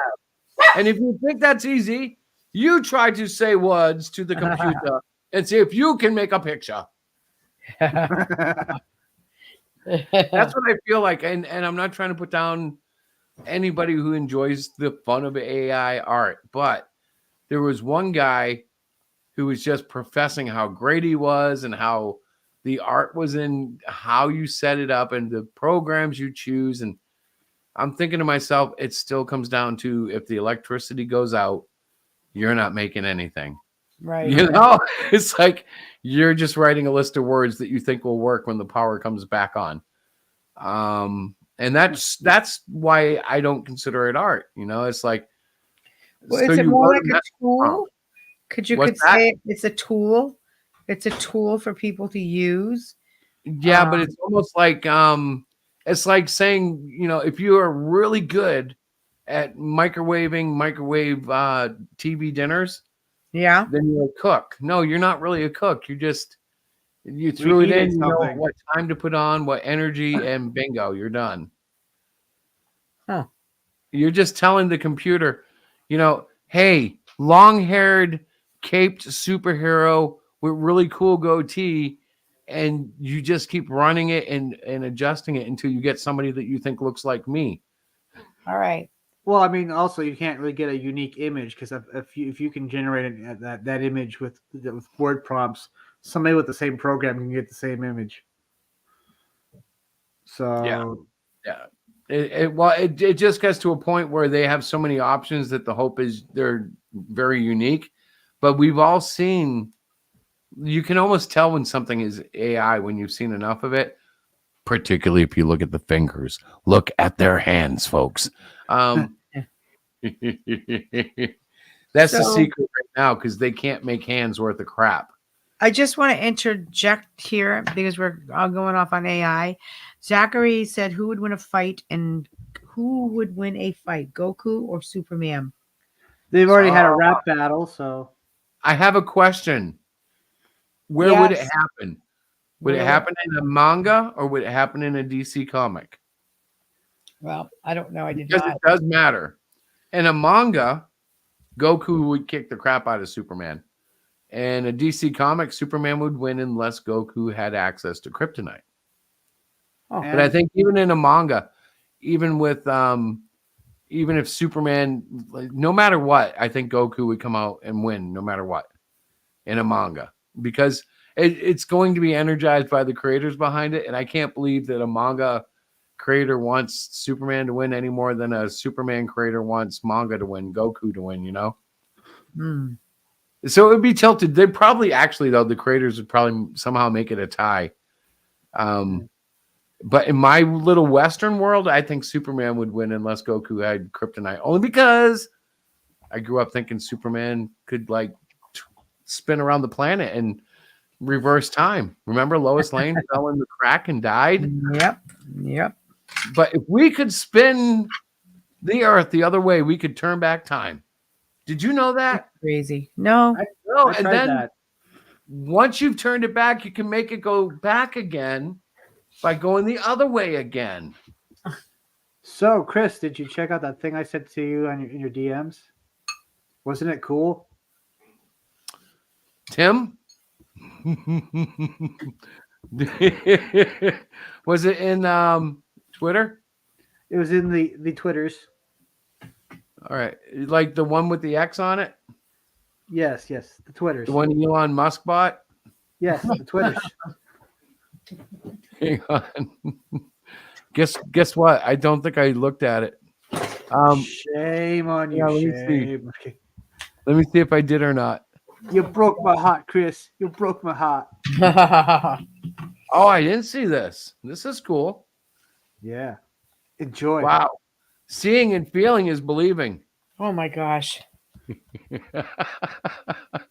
You get that, right? See me.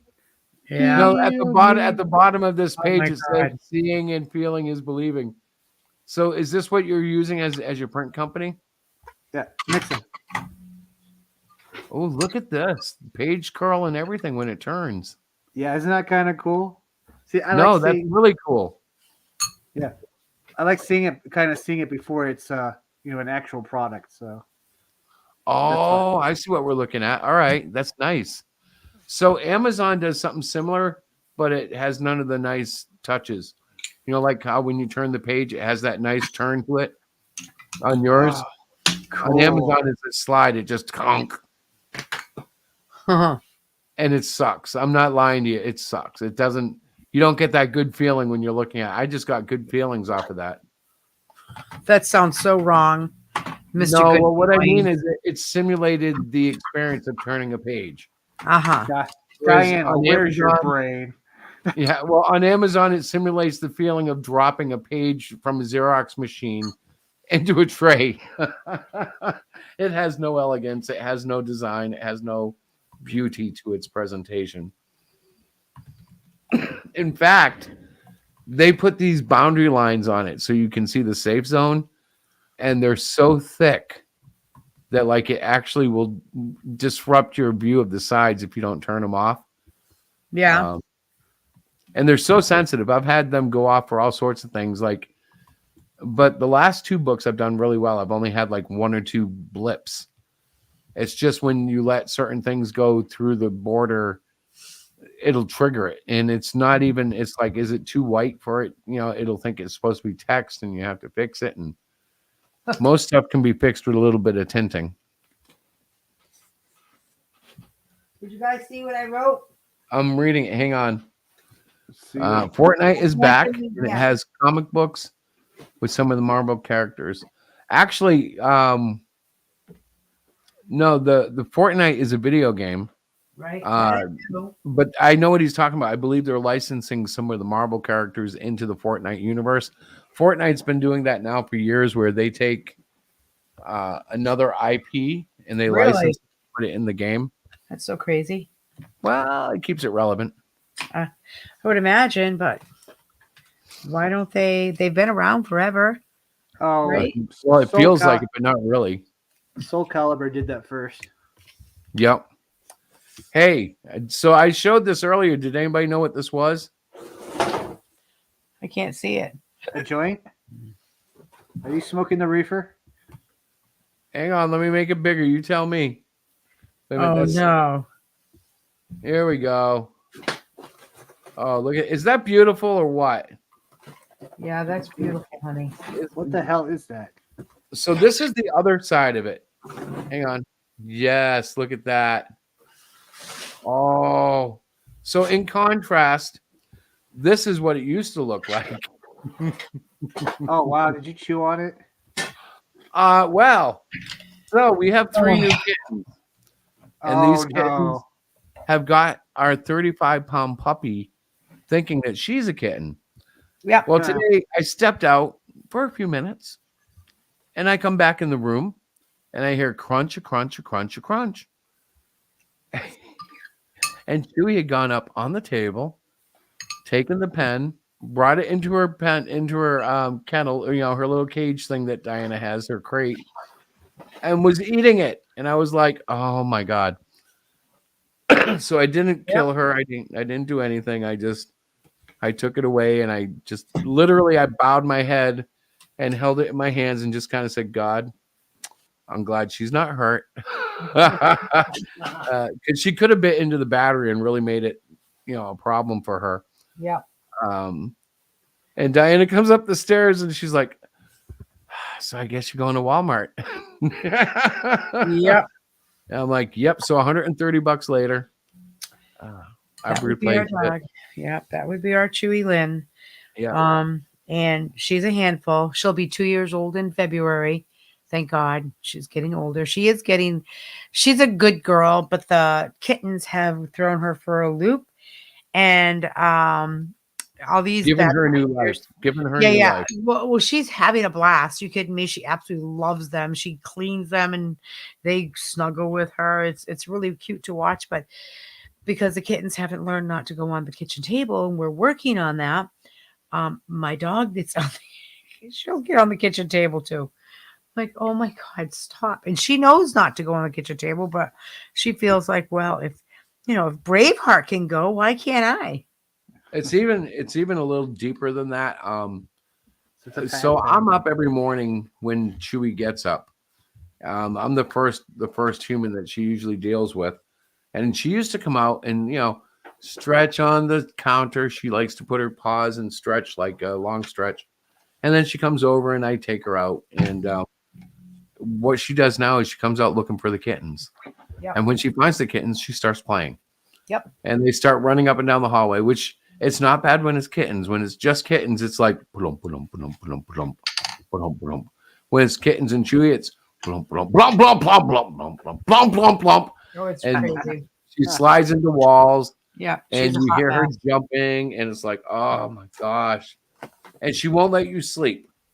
Nope. If she's playing with the kittens and you're You trying need to be to up. nap on the couch, you can forget it. Because she'll come up and lick you in the face till you wake up and pay attention to her and her new friends. Yep. You're True story. embarrassing me. She's very smart. She's a very smart little girl. And the kittens that we have adopted are super smart as well. They are all very unique and funny characters. And yeah, it's I'm sure if you've had kittens, it's all the same story. But we have one who's very brave. We have one who's kind of like a scowl, and we have another one who's a little prima donna priss. Yep. And they all play these roles together. It's the And funniest thing. It almost feels like an old 80s or 70s Disney cartoon, like the Aristocats or something. We have Braveheart who marches around here like he owns the place, and no matter what he faces, he starts purring at it. Whether it's my hand, Diana's hand, Chewie's mouth, he purrs. Yeah. You got Hook who has a hook in his tail, and he's kind of like he's getting better, but he tends to jump away from everything. Like he's kind of like He's skitty. a little skittish, yeah. And then there's Belle who she's like a typical black cat. She's all black too. Like we lose her because she's Yeah. so dark and so Well, like today I sat on her because she was sitting on my coat, which was sitting on a chair. And she was very fortunate because I was tucking my leg under my butt, like sitting on my foot. And she just happened to fit in between my foot, the back of the chair, and my butt. And I sat down on my foot and I felt this little squishy thing where there should have been no squishy thing. And I jumped back up. But had I not slipped my heel underneath my butt like I was doing, she would have gotten the full force of all my weight. And I'm like, she would have, wouldn't she? I didn't see her. I did not see her at all. Did she look at you like, what the hell are you doing? Yep, pretty much. She got up and then I thought she was mad at me, but she immediately went to the other side of the table and jumped up and came up in my face purring. So I'm like, you're crazy. You're just stupid. You nearly crushed me with your butt, but hello. Yeah. Well, that's something else we've noticed. They love to sit wherever I have, or they sit where Diana does too, but it's always like where we sit. It's not like around where we sit, which is kind of weird. It's like, okay, they're being motivated by scent at this point. They're just trying to get close to scents they know now. But it's just weird that don't sit where I sat. It's just weird. Well, it's weird, but it's also a lot of fun. And right now, thank God, the cats are sleeping and the dogs are sleeping. And so hopefully by the end of the night, they will continue to sleep so we can go to sleep. Because what happens often is that they sleep all this time. We get ready to go to bed.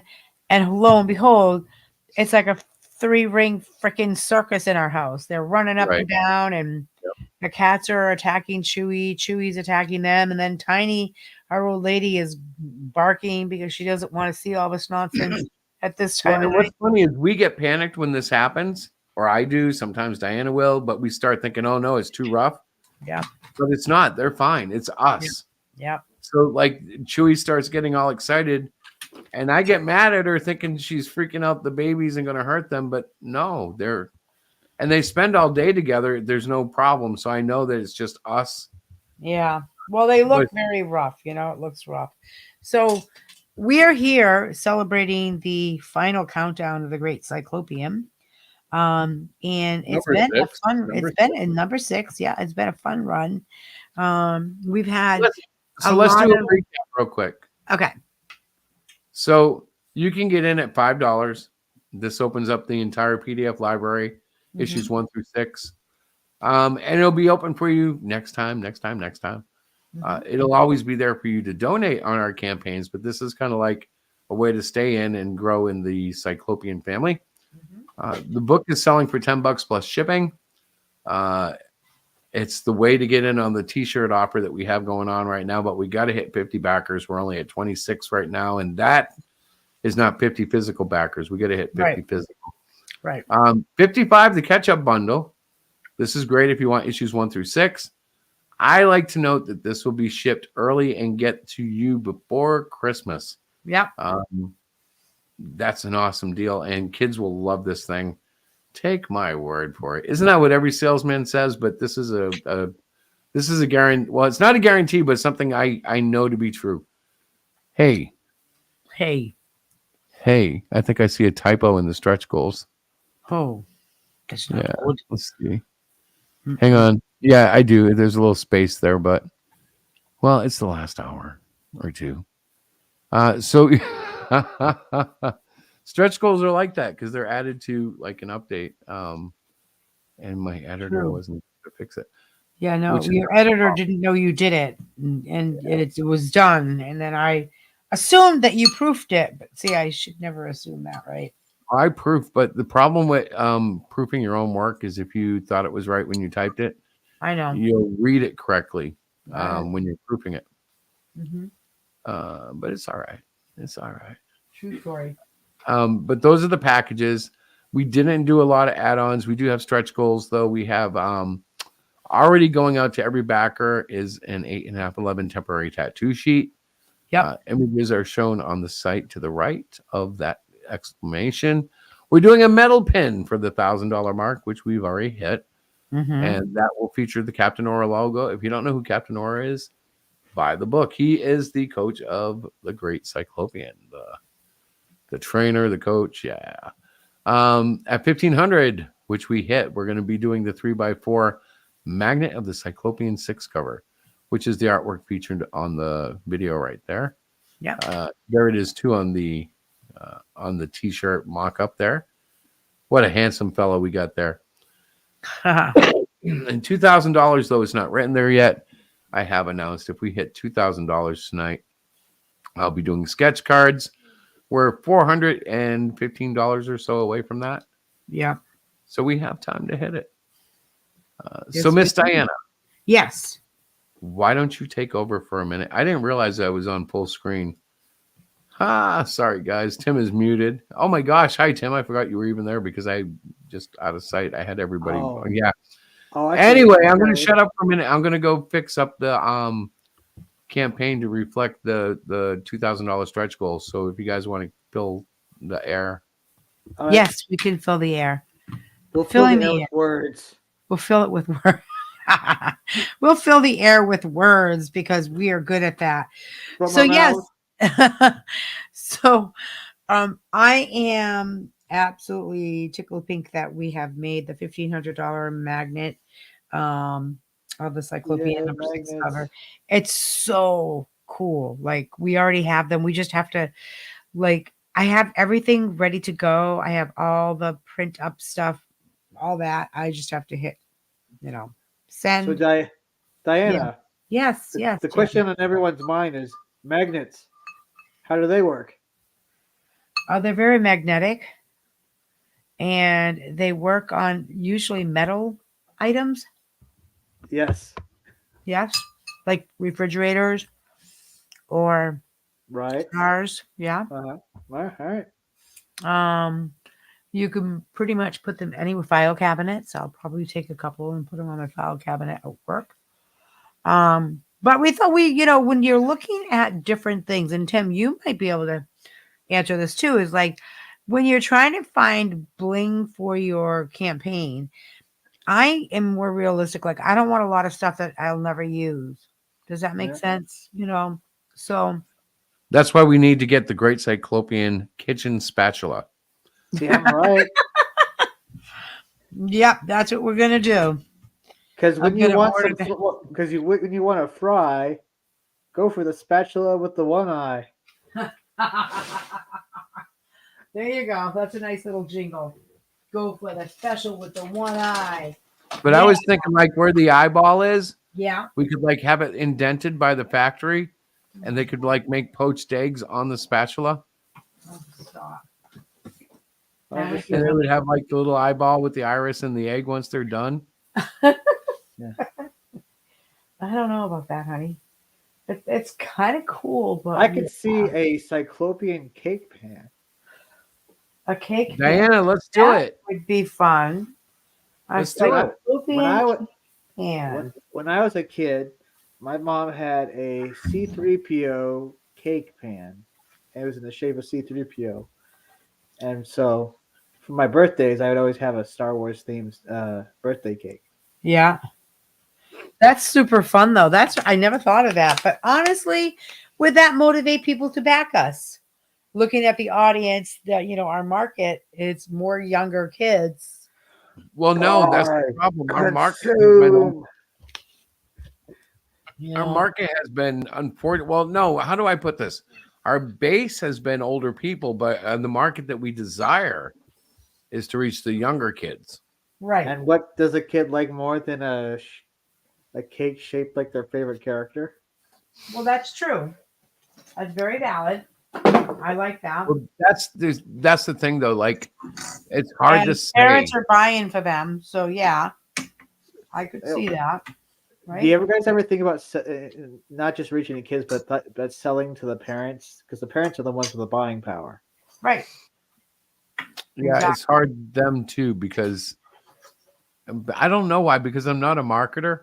Like this is where it really gets bizarre for me because I can sit and create comics for weeks on end, Yep. You but can. marketing and selling is a real.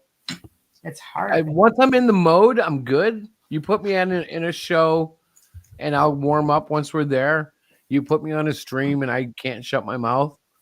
But get me to the show, get me to the stream, get me to give ideas on how to market is often like pulling teeth. Well, what do parents want when it comes to their kids buying little kids buying stuff? Something that They can want me to make comics. They want me to keep making comics. something that they approve of buying for their kids. Right. They want me to make comics. Right? That's true. I'm trying to demonstrate. That's where I get stuck. So, You guys yeah, are talking so- marketing right now, and I'm like making Yeah. comics. Right. Right. But when you sell to them, you should point out all the reasons why these would be appropriate for their kids to have. Like, what he's I don't know what's something that you, a parent, would like this for your kids to read in a comic book. He likes to protect innocence. Yes, he's a role model type character. He's a virgin, and he's going to stay that way because he, of course, believes he's an alien, and he's responsible for the genetic fate of his offspring, and he doesn't want to mate with a human and risk birth defects. But we don't know that yet. Yeah, we don't get that. That's a little No, but that's what's in his head.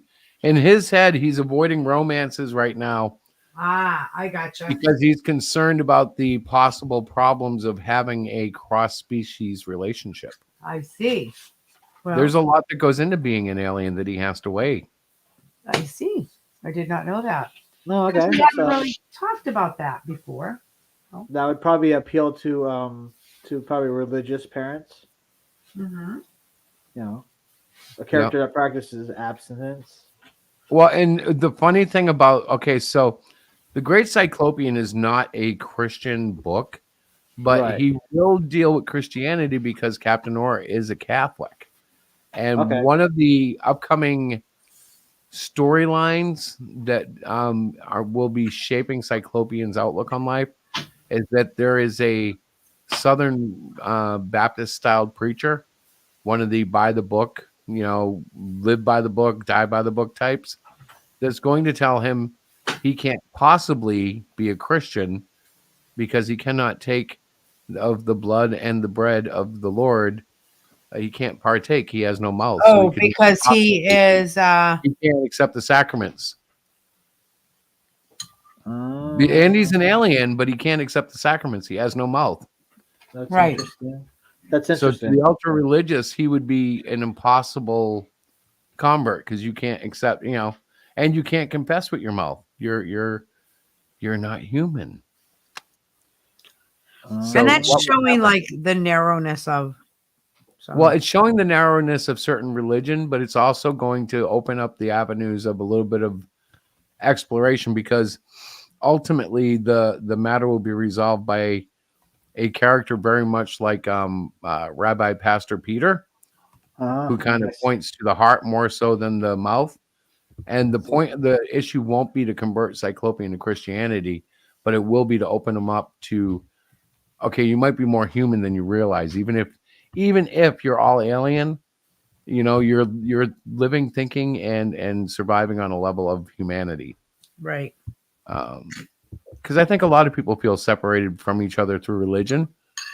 And if anybody would feel that, it would be Cyclopean, who really can't connect to anything, at least in his current mindset, understanding that he believes he's an alien. He has no connection because he didn't die for the aliens. He died for mankind. Would Cyclopean, one of his selling points be he's an outsider to pretty much everybody, and that's what most young people feel? Well, I don't know about most young people, but yeah, kind of. That's part of the relatability because one thing I noticed about all these kids, particularly the kids of this era, this generation, is they all feel like they're separated and victimized. Like they all have they all seem to have like these areas where they believe they're so compromised that they have to like be sheltered over it. You know what I'm saying? Yeah. And I don't think it's their fault. I think it's what society has brought themselves to. But by not facing those weaknesses as kids, it builds up into adulthood, and then it becomes a real problem.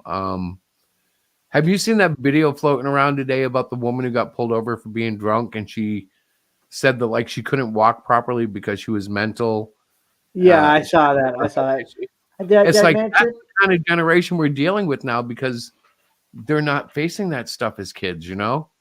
And for them, it used to work. If they threw a fit in class, they could say, well, I've got mental illness and I'm having high anxiety. And the cop doesn't care. You're drunk driving on the wrong side of the road. You can have every whatever reaction you want, but you're in trouble.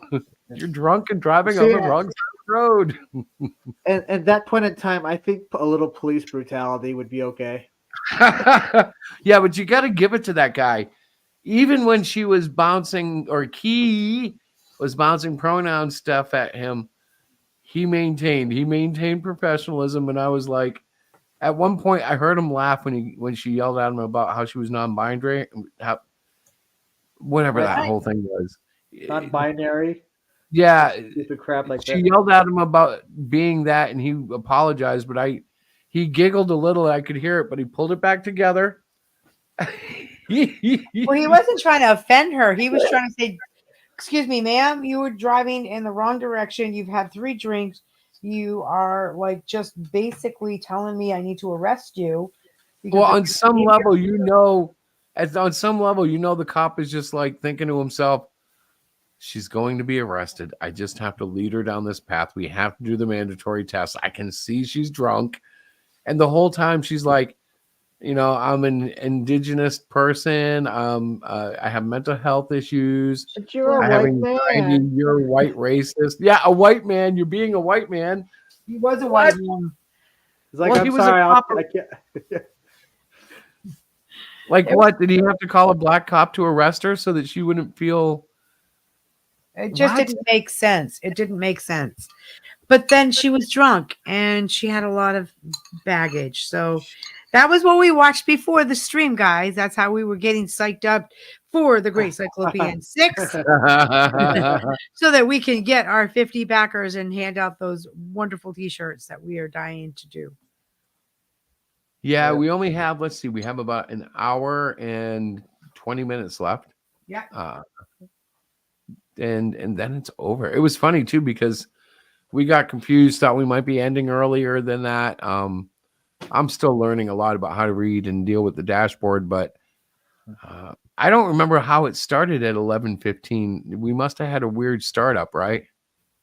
I don't remember. All I know is I looked and it said 6 hours, and that was like 10 hours. Hey, it's Rick Piper in the back. Not in the back, Rick. in the chat. You popping them in? He hasn't popped in. Oh, hey. You must have been mean. Were you being mean to him? Busy. He's got his stuff going on, you know? He might be busy. He might not be able to come in, but I just posted the link in case anybody else out there that may want to join, feel free. Yep. Come on in, chat away. Yeah. Help us pass the time. The water's warm. Do you not know who he is? He's Rick Piper. He's kind of a big deal. Right. He is kind of a big deal. He's a good guy. Yep. He's a good guy. Canadian Shield. He'll be in his trailer if you need him. He can't work under those stress. He's in the green room.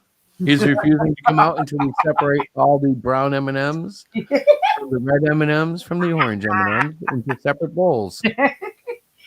Oh my gosh.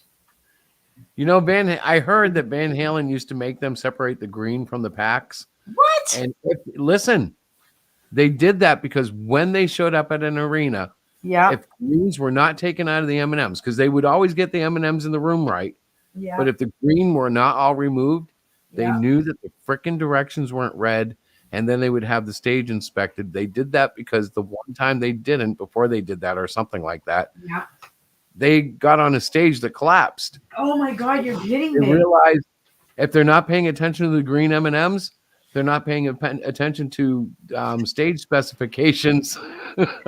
Crazy, Well, it was funny because they were getting heat for being, prima donnas. right? And I guess it was David Lee Roth said, "Yeah, yo, listen, this is why we do that." Hey, Rick, what's that happening? Not Hey, much. Rick.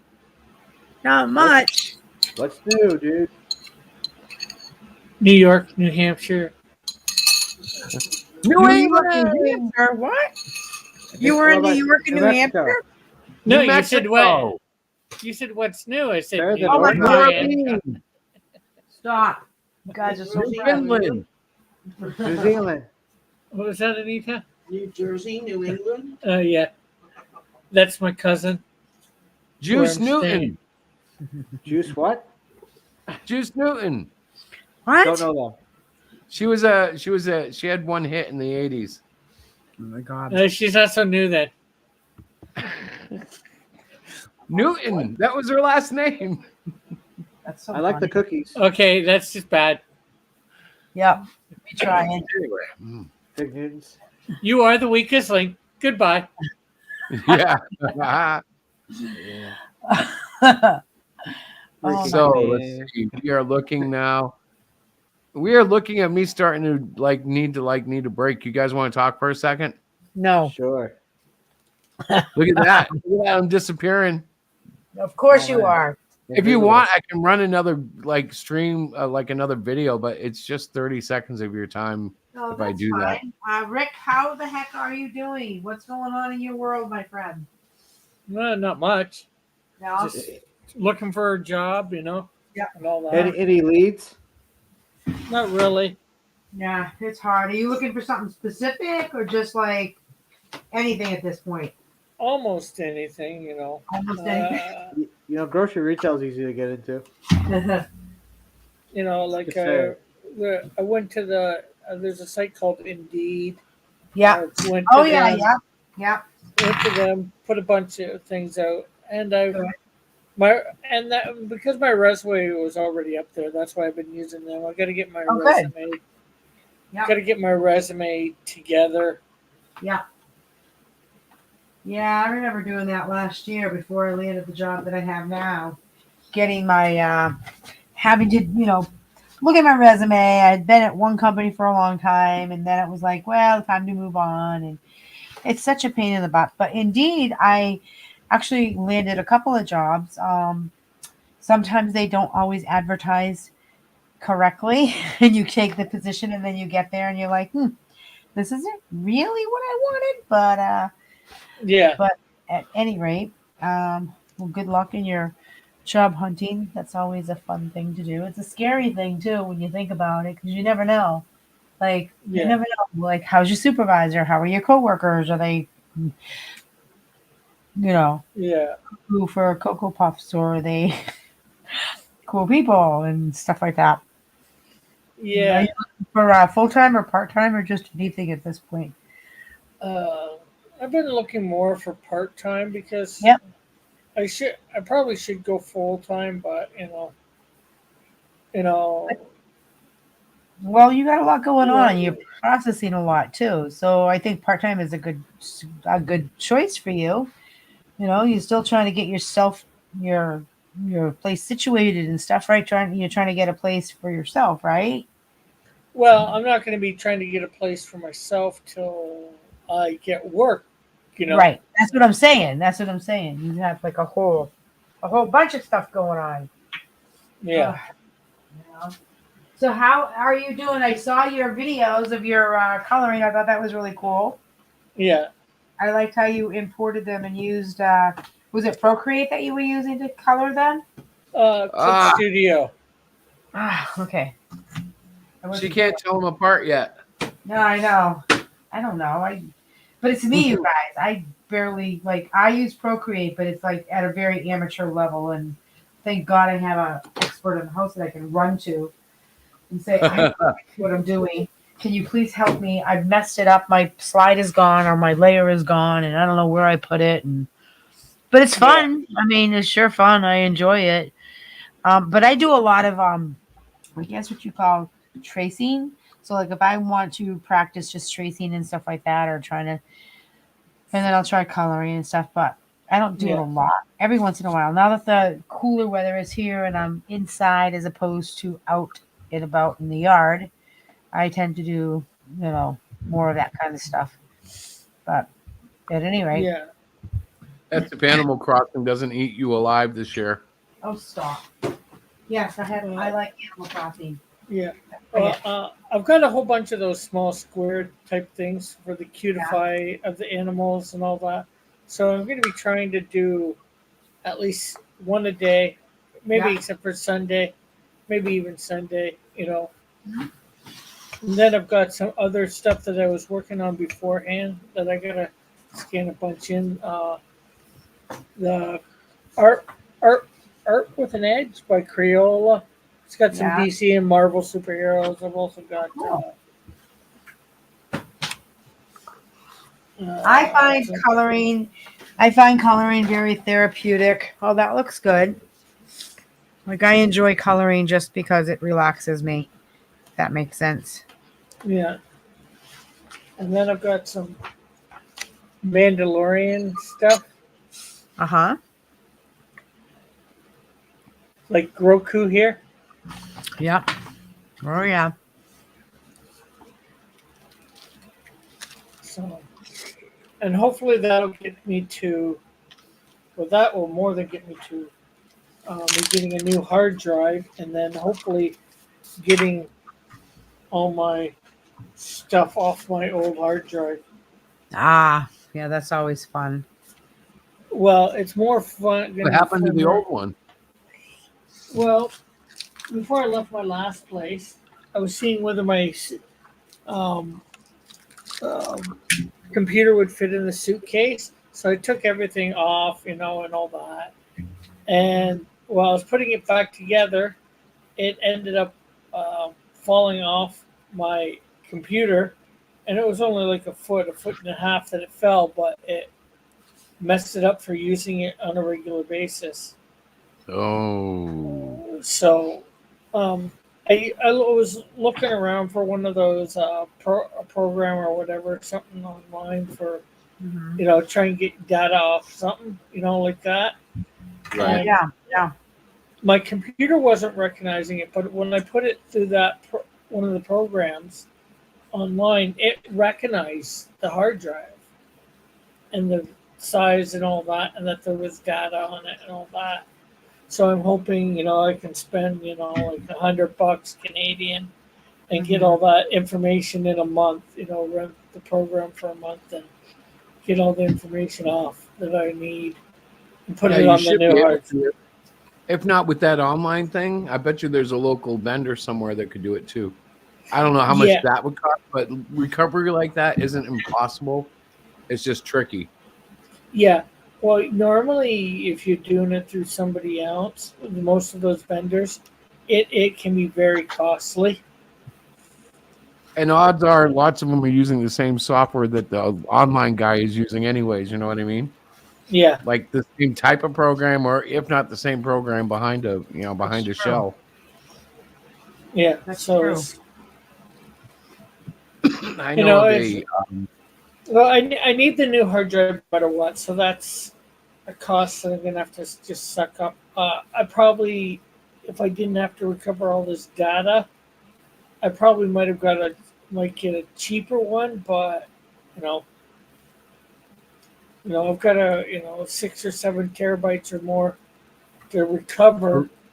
let me tell you, I made the mistake of buying a solid state portable hard drive thinking that was a great solution, and I lost everything on it like within Yeah. 6 months because I was using it almost as a scratch drive for my video production, and Yeah. apparently it doesn't like being a scratch drive. So I now have a old reliable HDD standard Seagate Yeah, old-fashioned hard drive that you hear spin, Yeah. and I love it. I think not that crap, was the but- type. I think it was type Yeah, 1. and you can't the drop last- them. Yeah, you don't want to drop the one that I'm talking about. Probably the same as the one you dropped. because it's that Yeah. old-fashioned magnetic thing with the arm, and it's a record player basically with a magnetic function. Yeah. Spinning platters. For all our advancements, we're still doing the spinning platter. Are you, Although not are you, anymore with solid state. are you I've spinning just, the platters that matter?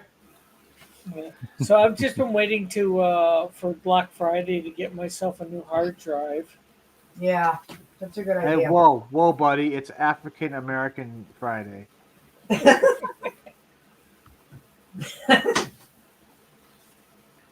What do they call the other one? Isn't there like a Monday version of it that technology Cy- does? Cyber Monday.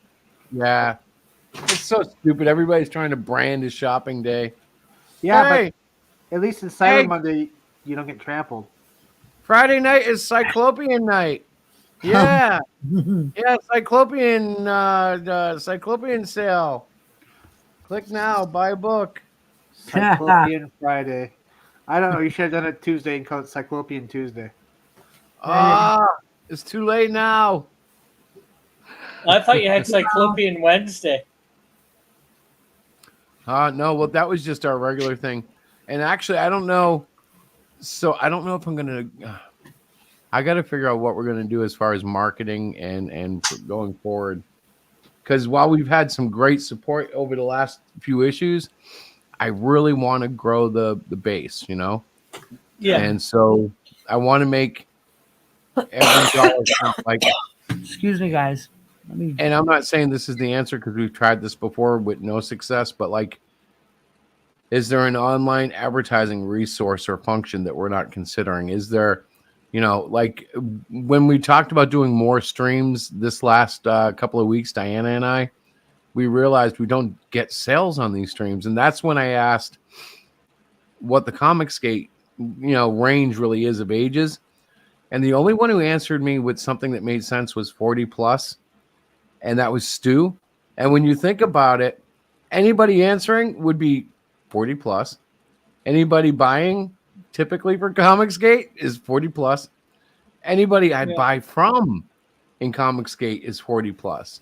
Right. That's So it's like there's nothing wrong with that, but I need to find a way to hit the manga crowd, the American sci-fi geeks that are 14 and 15 that are watching old Star Trek videos. Like I have to figure out how to reach them. right. Yeah. Well, Getting another audience or more audience. Well, you need to go. And you're getting some of that through going to your Comic Cons. Yes. Yeah. Yep.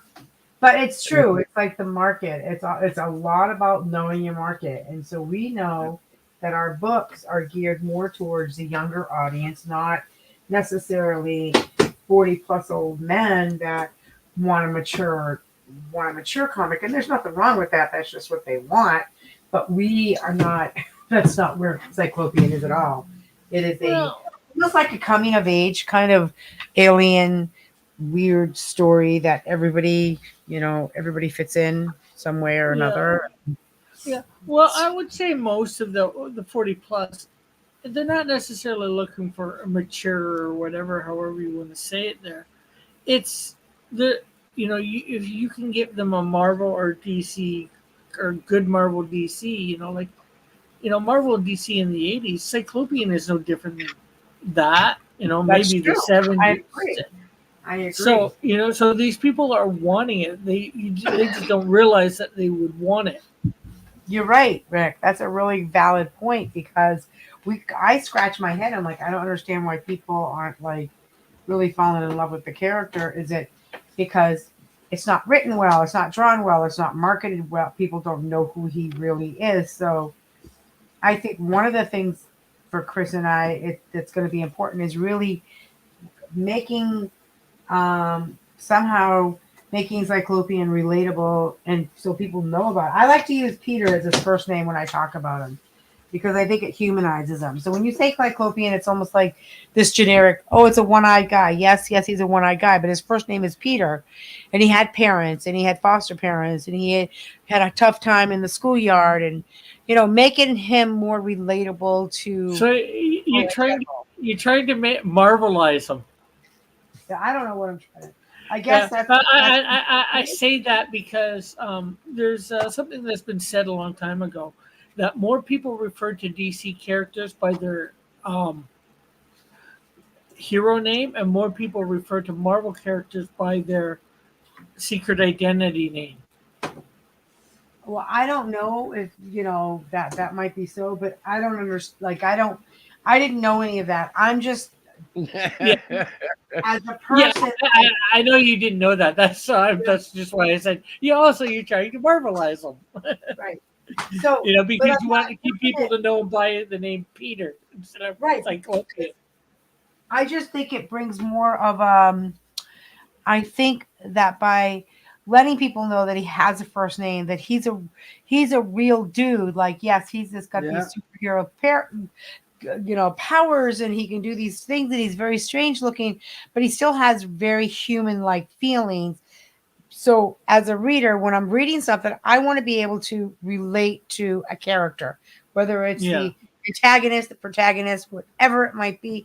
I, as a reader, want to relate to whatever it is that's going on in the story. Because if I'm not relating to it, then I'm like, well, I don't really like it. And it's not that I And don't that's like it; it's why, just that I can't relate to and it. that's why it's called the Cyclopean, because he is that unrelatable thing that everybody has within themselves that they're hiding from the rest of the world because they don't want the world to know that they like the cherry starburst. Everybody else wants the strawberry starburst, but he wants the cherry. And Oh, if I have everybody some knew, thoughts. he would be outcasted just like the Cyclopean is. I had some thoughts. The, What's And the that, that's Tim? issue is perspective. I like that. the issue is people are doing the same thing, going to the same places, and no one's going where other people aren't. Right. That's a big part of it, you know? Yeah, I mean that's why I'm kind of changing things up and doing an Etsy store Yeah.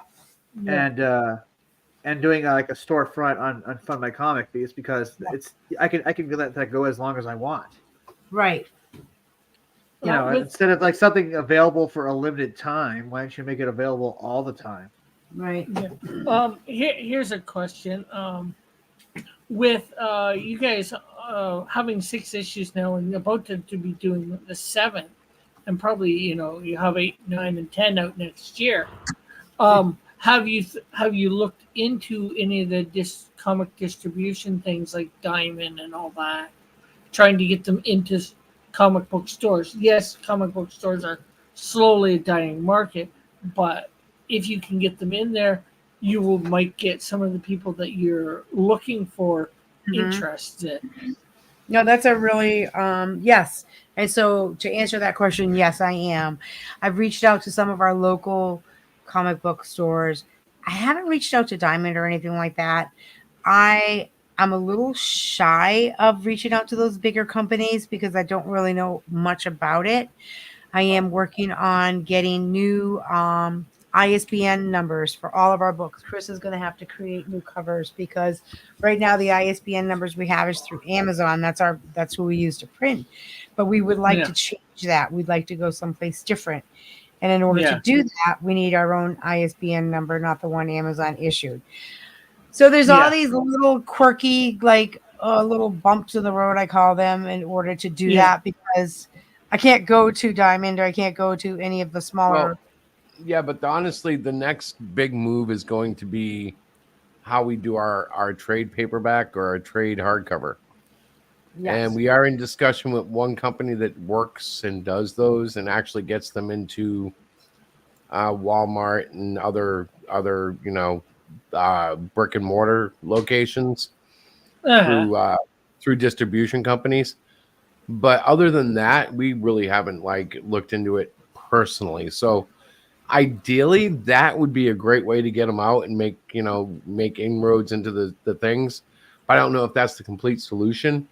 But I know if we Yeah, go the route of going with this other company that approached us, we will definitely get into stores. I don't understand the numbers, so I don't know if it's our best move yet. But it was yeah. just like last week or the week before we were approached about it. We hit Well, issue 7, or we were talking about 7, and this one guy goes, "Hey, We do hardcover books, and you're getting to the number where you could really do a nice size hardcover book. Are you interested? Yeah. And And I I'm like, said well, I yes. don't know. I was thinking about going to issue 12 before we did it. But he was much more like, no, you could break it up before then. Yep, you could do 1 through 6, volume 1, and then 7 through 12. 7 Yeah. through 12. I Yeah. like that. Yeah, I know. With the diamond, they do on their website. They have about the whole process about applying and all that. Right. But I heard a few months back, or like about 6-7 months, that once you get, if you have like 3 issues or plus, and Yeah. coming out on a regular basis, they're Yeah. really looking to get the smaller people now that they don't have DC and Marvel. Right. Yep, that's true. So that's one thing we'll have to do. I gotta get all of that taken care of. And I think once this campaign ends, for us here at Hero Shack, Chris is he's working on number 7, but we're gonna spend the month of December. We're not gonna do a new campaign probably till January.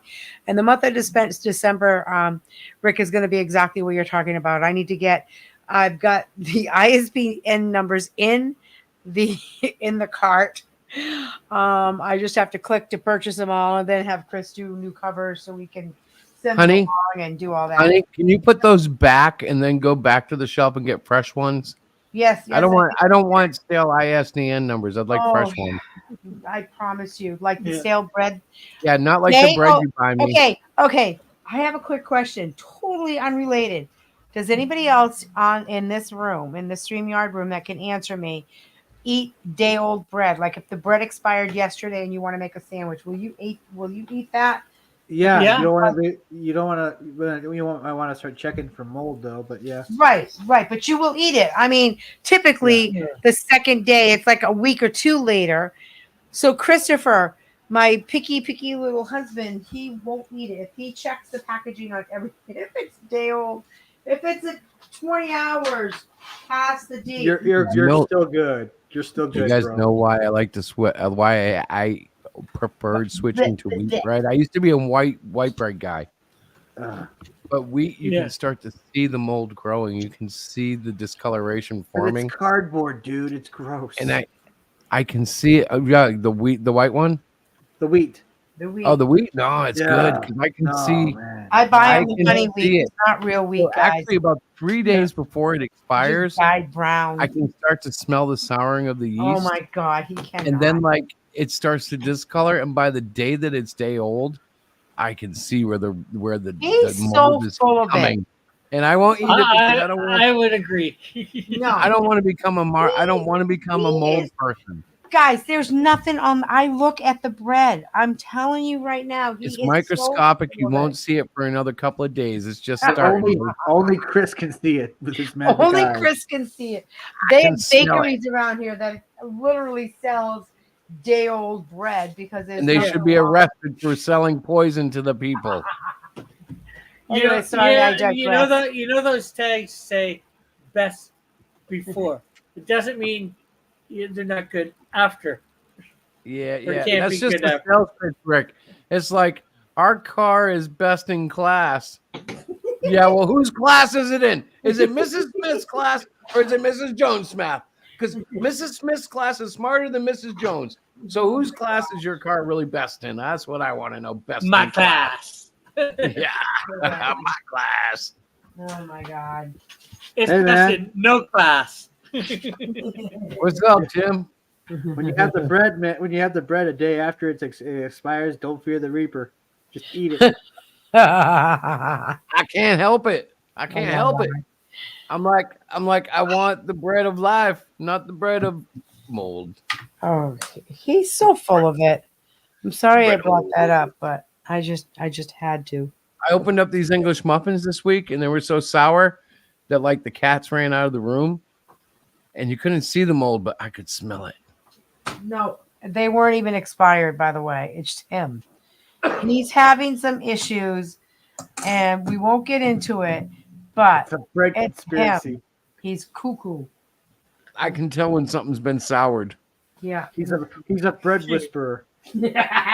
You can tell. You can tell when something's been soured. What about yourself? You gotta watch when you're eating breads because they lie and they like print dates on them that aren't true. They want to fool you. Bread spiracies. Best used by October. What day, man? Switch it to November. I can't. Okay, wait. Get the fingernail polish remover. We'll fix it. Best used by Matt. We did not land on the moon. Anymore. That's all. And then this time around, I bought a whole loaf of bread and I gave half to my daughter. And I said, because he's not going to eat it. I went down. I don't even think she's eating it. Why do I spend $3.49 on a loaf of Sarah honey wheat bread when nobody eats it? This is what we need to do. We need I to don't know. find You'll have to tell me. we need to find frozen loaves that we can bake in the oven. Yeah. So I know that it was made that day. Okay. And I'll be able to count the days as I eat it. All right, honey. But then I can control the slices. If it's getting a little old, I can make 2-inch slices and make huge sandwiches. But if it's running thin, all right, cut it down to 1/4-inch slices and make it last. That is what I'm getting for you this week. Oh, I love it. Nice. I will absolutely love it. I love fresh bread way more than loaf. The trick is cutting it, though. The trick is cooking it. No, that's not that bad. The trick is cutting it so it doesn't like turn into like, you know what I mean? Like when it shrivels up when you put pressure on it, like you have to be able to make it rigid enough to be big enough to hold your meat. Well, maybe I'll buy that bread machine. There's a lot of people. Yeah, that would work. That would work. Yeah. I'll add that to my list of things I got to do. But then, see, you understand, then we have fresh bread. You don't have something that's been sitting in warehouses for a week before they put it out on the shelf. Oh, I know. Yeah. Just be sure to get it for him for Christmas. There you go. That's his Christmas present. Rick, can you see? I'll film that. That's what I'll get Chris for. Hey, Chris, open it up. Open it up again, everybody. You guys, one Christmas, he was going to get a game system. And I bought him boots as well. And so I took the box of boots and I gave him the boots. And he thought it was the game system. And he was so disappointed. But we had the game system wrapped somewhere else. Outside, wasn't it? In the trunk or something? Yeah. We gave clues. And his face, he looked like a 5-year-old kid. He's like, wow, thanks, honey. And they were like wicked nice work boots. He was working, you were working in construction at that point. So I bought him. Yes. So I couldn't be like a jerk, but I also didn't know how to muster up the excitement beyond these are great. Thank you. Yeah. It was so funny. So funny. I know what you could get him for Christmas. You get him a sickle so he can cut down his own grain and make his own damn bread. There you go. I like that. Hey, I'm up for it. I'm up for baking bread. I used to work at Subway. Yes, it's exactly the same there, That's not Chris. bread. That's It frozen. used to be. It's not bread anymore, according to the employees we talked to. They say the white bread is making people get tummy aches. They switched ingredients or something. Really? But I used to have no problem with it 20, 30 years ago when I worked there. So I know it's changed. Oh, cool. Well, I mean, and unfortunately, our local little Subway has been closed on crazy hours. Crazy. Well, you know what the biggest difference with Subway is now? They don't cut the U opening. They all cut them like regular sub shops now. It used to be you would cut from the top. Hang on, let me turn on the camera so you can see this. You'd I have know the how they leg. used to cut them. I hated Yeah, that. and you'd cut down and over and up. Wait, down, over, the V. over. Yeah. Well, a B or a U, yeah. When I was trained, it was almost like a U. Because when I worked there, they still say it's a big deal, but it's not the same. We were sandwich artists, and we had competitions, and we had inspections, and big deals were made of it. If the area supervisor came in and you passed all the artist check mark stuff, you were getting a bonus in your check. You know, it was like, they took sandwich art seriously.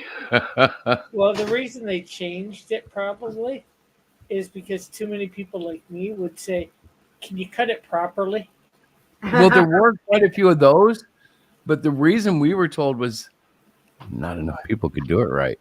They were trying to cut it. They would screw it up and make the sandwich worse. And it's like, well, then they should be fired. Well, they didn't have enough sandwich artists just to fire people based on a cut. When going down the side solved everything. Everybody can cut it down the side. So yeah, that's what they did. But it changed everything. Like meatball subs were so cool in those little car boats. So much better than a split sub. How did we get onto subs? You know You who'd started be a talking great, about food, right? you know what'd be a By- great by talking spokesperson about for bread. Subway? That would be me. You know Sorry. who'd be a great spokesperson for Subway? The great Cyclopian. He would be. He could be eating them off camera without ever being seen. Man, these are great sandwiches. There you go. Actually, Subway's got like a real checkered past, don't they? They've had some interesting sponsors, or not sponsors, spokespeople, I don't know. from professional athletes to Jared. Mm-hmm. I don't want to get into Jared because he turned out to be not a nice guy. Really? Yeah, he had some issues with the ladies, Oh, well. young ladies. Oh, ooh. Yeah. That's all I'm saying. Okay. I don't want to set off the algorithms. Al Gore rhythms. Yeah, Al Gore. I don't know how he gets in everything. He invented the internet. Now we got the algorithms. It's just gory. We I got think. to How did they actually say it? How do you say algorithm? Yeah. It's I just wanted like- to say that we got another backer. By the way, Ooh, we're let me update. yeah. So I thought that was kind of cool because it comes through the email. It's so obvious because I'm on. Right? You're welcome. Well, it depends because now the next thing is Diana has to go look at the list and just tell me yes or no. She knows what I'm asking. Is it? Are you gonna put it in demand? No, Yeah. you can't. Oh, because you're busy with that. No, it's a double whammy kind of thing. It's the same person bought the same thing before. Okay, gotcha. All right. No, that's all I needed to know. Yeah, but not the person you think. Okay, good. We have a multi-tier backer, and I was like, "Is it that one?" Because we love that backer so much, but we're like we're just yeah, We're floored. We're floored, guys. We have been we blessed. are floored. Yeah. But anyways, what were you guys saying? I kind of missed it. Sorry. Well, I was just asking whether you're gonna put it in demand while you're, getting ready to do, No, so one of the things about us will be we'll keep it off the market until issue 7, and then we'll include it in some sort of catch-up package. Yeah. Here's the biggest challenge now. I'm going to be getting to the point where it's like a backup package of issues 1 through 7. That's a lot of packaging. So I think I'll have to use the function where you can do add-ons on the site Yeah. and offer 1 through 6 as possible add-ons to 7.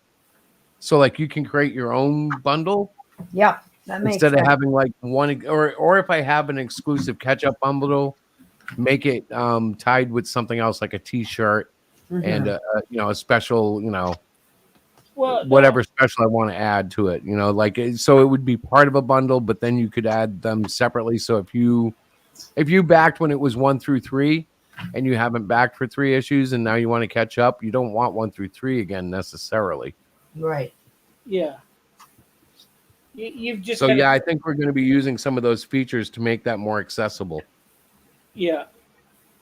But I do want to make it feel like, okay, if you didn't buy it tonight, by golly, you're going to have to wait a month or 2 before you can again.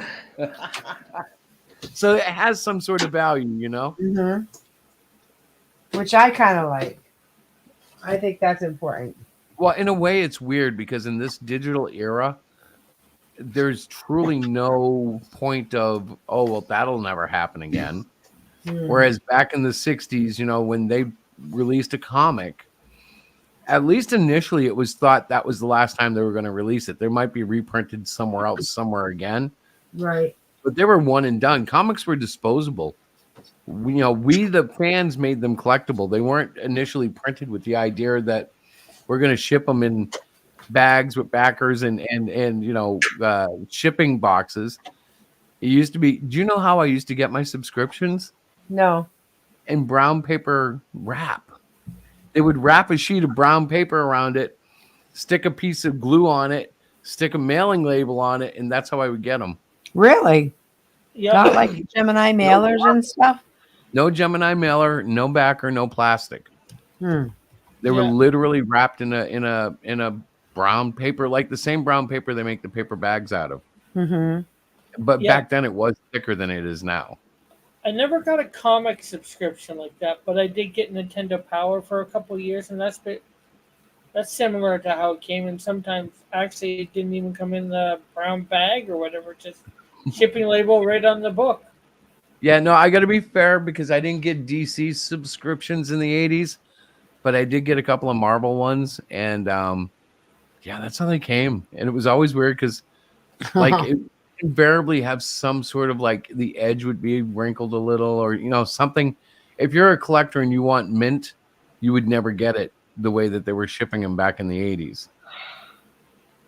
It was impossible to get it in the mail unless you were maybe ordering from a shop, but that was not happening in the 80s most times. You would just drive to the shop and buy it. Yeah. Well, are you yawning? Yes. I don't even think if you got a subscription nowadays that it would come bagged and boarded. Hey. Oh, wow. What happened to Tim? What happened to what? Tim got bounced. Did he? Yeah, I wasn't paying attention. I was looking at the campaign and he was in the back room. I have him back out front. Tim, are you there? Uh-oh. Oh, maybe he took a leave of absence. I'm here. I thought maybe you went to the bathroom or something. No, I'm good. Poor Tim. Tim, where are you? We're all looking for you. Oh my gosh. So, ladies and gentlemen, we are down to about our last, 30, 45 minutes or so. Okay. I'm excited. I am too. I'm excited because guess what? Captain Aura is coming up tomorrow and we get to see him and hang out with his beautiful wife. I am so excited. His wife is awesome. My voice is going to be gone. I won't be able to talk, and that's okay. You guys can talk for me, but it kind of sounds cute right now. I like the way your voice sounds. Do you? It's like I can't help it. I don't know what's going on with it. Chris? Sounds a little hoarse. It is a little hoarse. It's because I've been talking too much. No, I've been. Hey, can you say a horse is a horse is a horse, of course? The horse. So we have 39. It's a little 30. hoarse. Don't make sure it doesn't neigh. No, it's not going to neigh. But I don't know. Hey, say this. Ready? Say, my name is Demi Moore, and I support the Great Cyclopian. What? My name is not Demi Moore, and I do support the Great Cyclopian. But it's because I've had this. You almost sound like Demi Moore. Listen, I have this. I've had a cold the last couple of weeks, just a runny nose, straight up cold, not COVID, not the flu, nothing crazy, just. And I think it's just settled all into my throat. Tonight's the last night of it, and so yeah, and it's late for me. I've been up since 6. I put a whole floor in. What time did you wake up this morning? I got up at. I just said I got up at 6. I've been up since 6 a.m. and it's tomorrow is Veterans Day, so I just want to put out there to all the veterans, thank you so much for your service. Thank you. Greatly appreciated. I know there's Ryan, there's my cousin Archie and David and Chris. They were in the service, and I know I'm forgetting people, but it's not intentional. So Captain Aura was in the service. Who? Captain Aura was in the service. Captain Aura, that's right. Captain Aura was in the service. And tomorrow is Veterans Day, the official Veterans Day. So I'll have to do something cool. Well, that is true. I'm drinking my water. All right, Yes, all I right, do, all right. but I'm drinking my water because it. Thanks See, for now I clarifying that. I'm I drinking, don't guys. drink. Isn't that interesting? You know, one time I did try to drink. I went to an Italian restaurant with my wife, and they offered up some wine. Was it red wine, honey? Yeah. I think it was. I was enjoying a glass of red wine, and this woman came and stole my wine and just poured it into her cup and ignored my thirst and laughed and drank it. She was like, I don't think you ever drink wine anyway, so I'll just take it. Yeah. The You one won't time I let was enjoying it in my whole life. Do you I know who that stole. was? Oh, was it you? Listen, Were you the you woman? are not drinking your wine. You just like to tell that story. I 'Cause was I drink trying. my wine. What's Chris You whining finished about yours. now? She finished her wine, and her nose went. I smell wine on the table. Where is it? There's still half a cup over there. Okay, he just put it down. Let me grab it before he drinks more. You don't guys, drink wine. listen. When you watched Chris drink wine, he doesn't drink. He's not a drinker. He was sipping it like little baby sips. Like, that's not how you drink wine. And he's like, "Oh, this is really good." I'm thinking to myself, he's just telling me that because we're on a date and he's trying to be nice, and you know. And so I literally reached over and swiped his wine glass and said, "You don't mind, do you?" And he's like, I was enjoying that. There was no way you were enjoying it. You were taking baby sips. It looked so silly." Because I was not enjoying it the way she required it to No, be I enjoyed. said, "You don't look good drinking wine. I'll take that off your hands. Thank you." He's never let me forget it. I just sat there Well- like, waitress, can I have something she won't drink? Like a Coke? Well, apparently you thought it was some sort of sipping tea. Well, I tell you, I Googled it, and with the Italian dish I had, it recommended sipping. And my wife was guzzling. I see. So she guzzled the wine when she I started. did not Oh, guzzle my. the wine. My word. Now, according to Google, when it drips out the sides of your mouth because you projected the wine too fast into it, that's guzzling. Well, you expect that from the lower class. Listen, Yeah. listen. He is so telling tall tales. Christopher, your nose is going to get bigger. You Entirely, except for the one that I really and I wasn't want you enjoying it. guys to know. I really listen, was enjoying it. I want you guys to know it is after 10.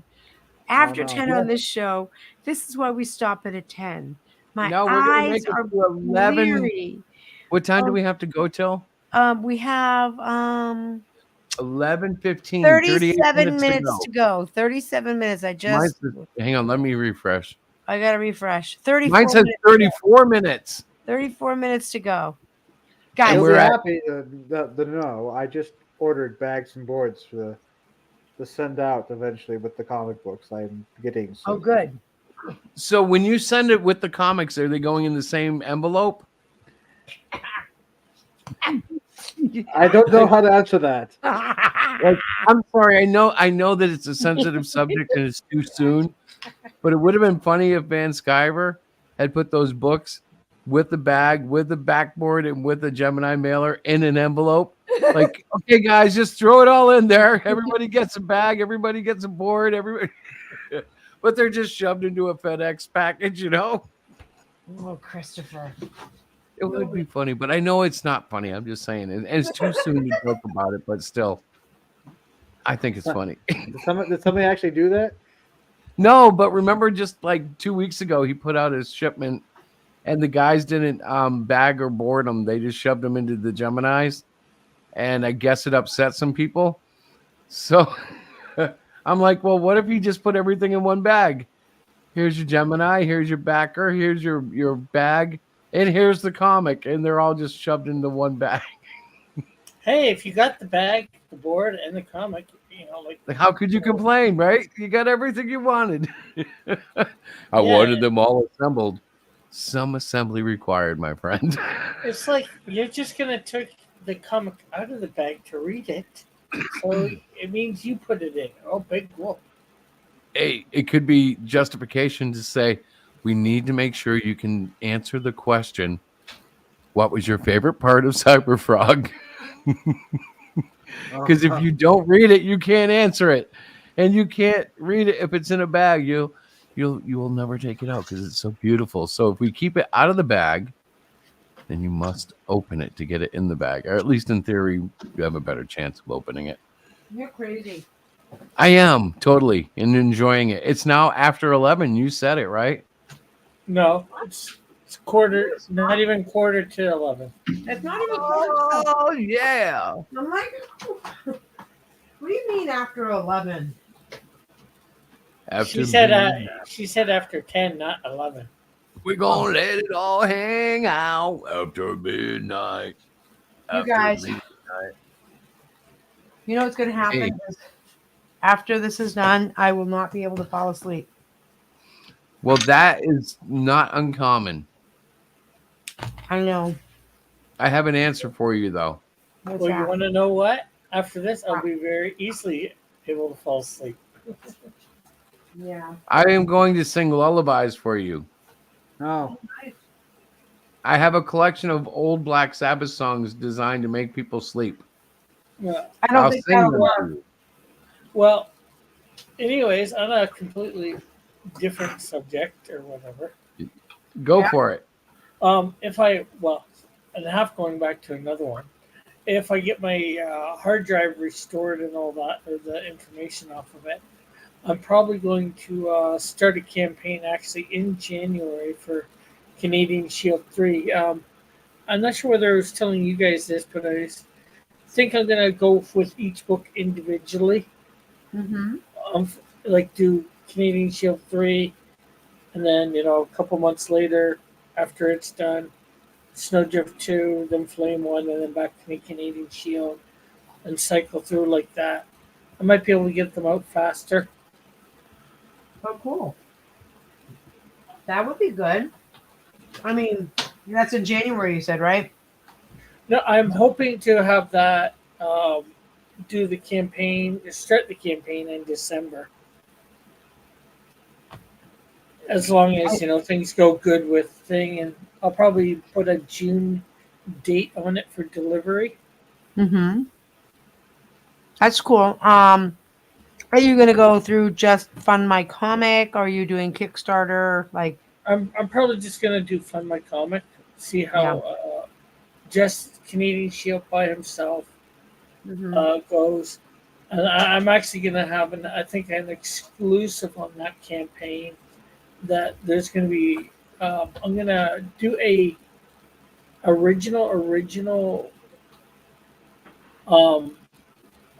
version of the Canadian Shield that I did before. I got it printed through Indiegogo. I'm gonna have like 25 copies of it for sale because it's never been printed before. I only ever sold one digital copy of it, maybe two digitals. So it's like it'd be neat just to have that printed up. It sucks in what it looks like, but it'd be neat just to have it printed up and with only 25 in existence. right? That's kind of cool. Well, technically there's going to be 26 in existence because I'm going to print up 25 to sell, or have 25 to sell on my campaign, and then I'm going to print up one for myself. So 26. Oh, yeah, I would think that. I do So that. what with happens if you want to re-release them later? Do you just change the cover or something? Well, with that, I won't re-release that ever again. Ever? No, not Ever? Ever? No, I don't. Well, I don't plan on it, and that's what I'm going to advertise. So, with doing that, I probably will never do it. Now, Canadian Shield 1. Yeah, but that's how people get around it. They print it with a different cover after that. Right. Yeah. Sorry, Miss Jackson. The only thing that for Canadian Shield 1 that'll ever be printed will You be. could just put a new front page in there too, and they'll never know. But the only thing for Canadian Shield 1 that'll ever be reprinted is the latest version. Ah. I guess that's kind of like my Hero Shack stuff. I have Cyclopian in Hero Shack 2019 and 2020. But if you actually go and read those, They're not Cyclopian is a full telepath. He has the ability to fly. He has a lot of Superman-like abilities, including a laser eye. I had to really rework him because I literally wrote him into corners, just like Superman has happened to him. You know, he's so powerful. Okay, now what am I going to do with him? This is boring. Oh, look, he just saved the world again from. Oh, okay, yeah, that made no sense. But this little guy, he's 6'5", but he just saved the world from a massive empire, alien invasion. Some stuff just doesn't make sense. Yeah. I'm gonna yawn now. It's my turn. So I don't know. Our energy, and it's now at the tail end of it. I was riding it like pretty well there. Yeah, you never shut up. Somebody has to talk. It's a talk show. I'm not allowed to have pre-shows anymore. You guys all voted them out. Oh my God. You got got all the emails that said get rid of those damn pre-shows. We hate them. Here we go. Yeah, Miss Diana was the biggest hater. I got a lot of email from her. You did So not. what the That's heck just is being this? so fresh. Why 30 minutes? Why so long? Most guys don't even want it that long. They only last 5 minutes. They're done. You just need to cut down that show. They don't want no 30-minute show. Stop it. And Eric Boyd hated it too. I remember he told me. He said, Eric did say that. And when you said, well, I'll bring it to 10 minutes, he goes, even 10 minutes is too long. Too long, yeah. He belly ached about that, Eric, if you're listening for 2 days. I did. I cried for like 2 days. Eric thinks that 10 minutes is too long. So I finally killed the 30-minute pre-show. Mm-hmm. But I might bring it back. I have an idea for next year. Here we It go. wouldn't be a pre-show. It would be his own show. But if I continue to do the countdowns with Critical Blast every month, I think there's too much time between countdown shows. But that would be the perfect thing to do, like a weekly 30-minute show featuring the latest and greatest trailers that have caught my eye. Yeah. To keep kind of like a touch. And if I just do like a simple countdown with the numbers and not all the narration and stuff without the hosting. Yeah. Those don't take very long to set up. Once you capture the video and it's on your hard drive, all you're doing is changing the little, like when I do the top 40 ones, 40 through 26, you see the number pop up in the corner. You see the number disappear, the video runs, and boom, next one. But I could do that, and like on Wednesday nights, I could start it at 8:30, but then it ends, and the stream is its own live event. You know what I'm saying? Well, if you're gonna do that, I would actually put that on a different day. No, I wouldn't.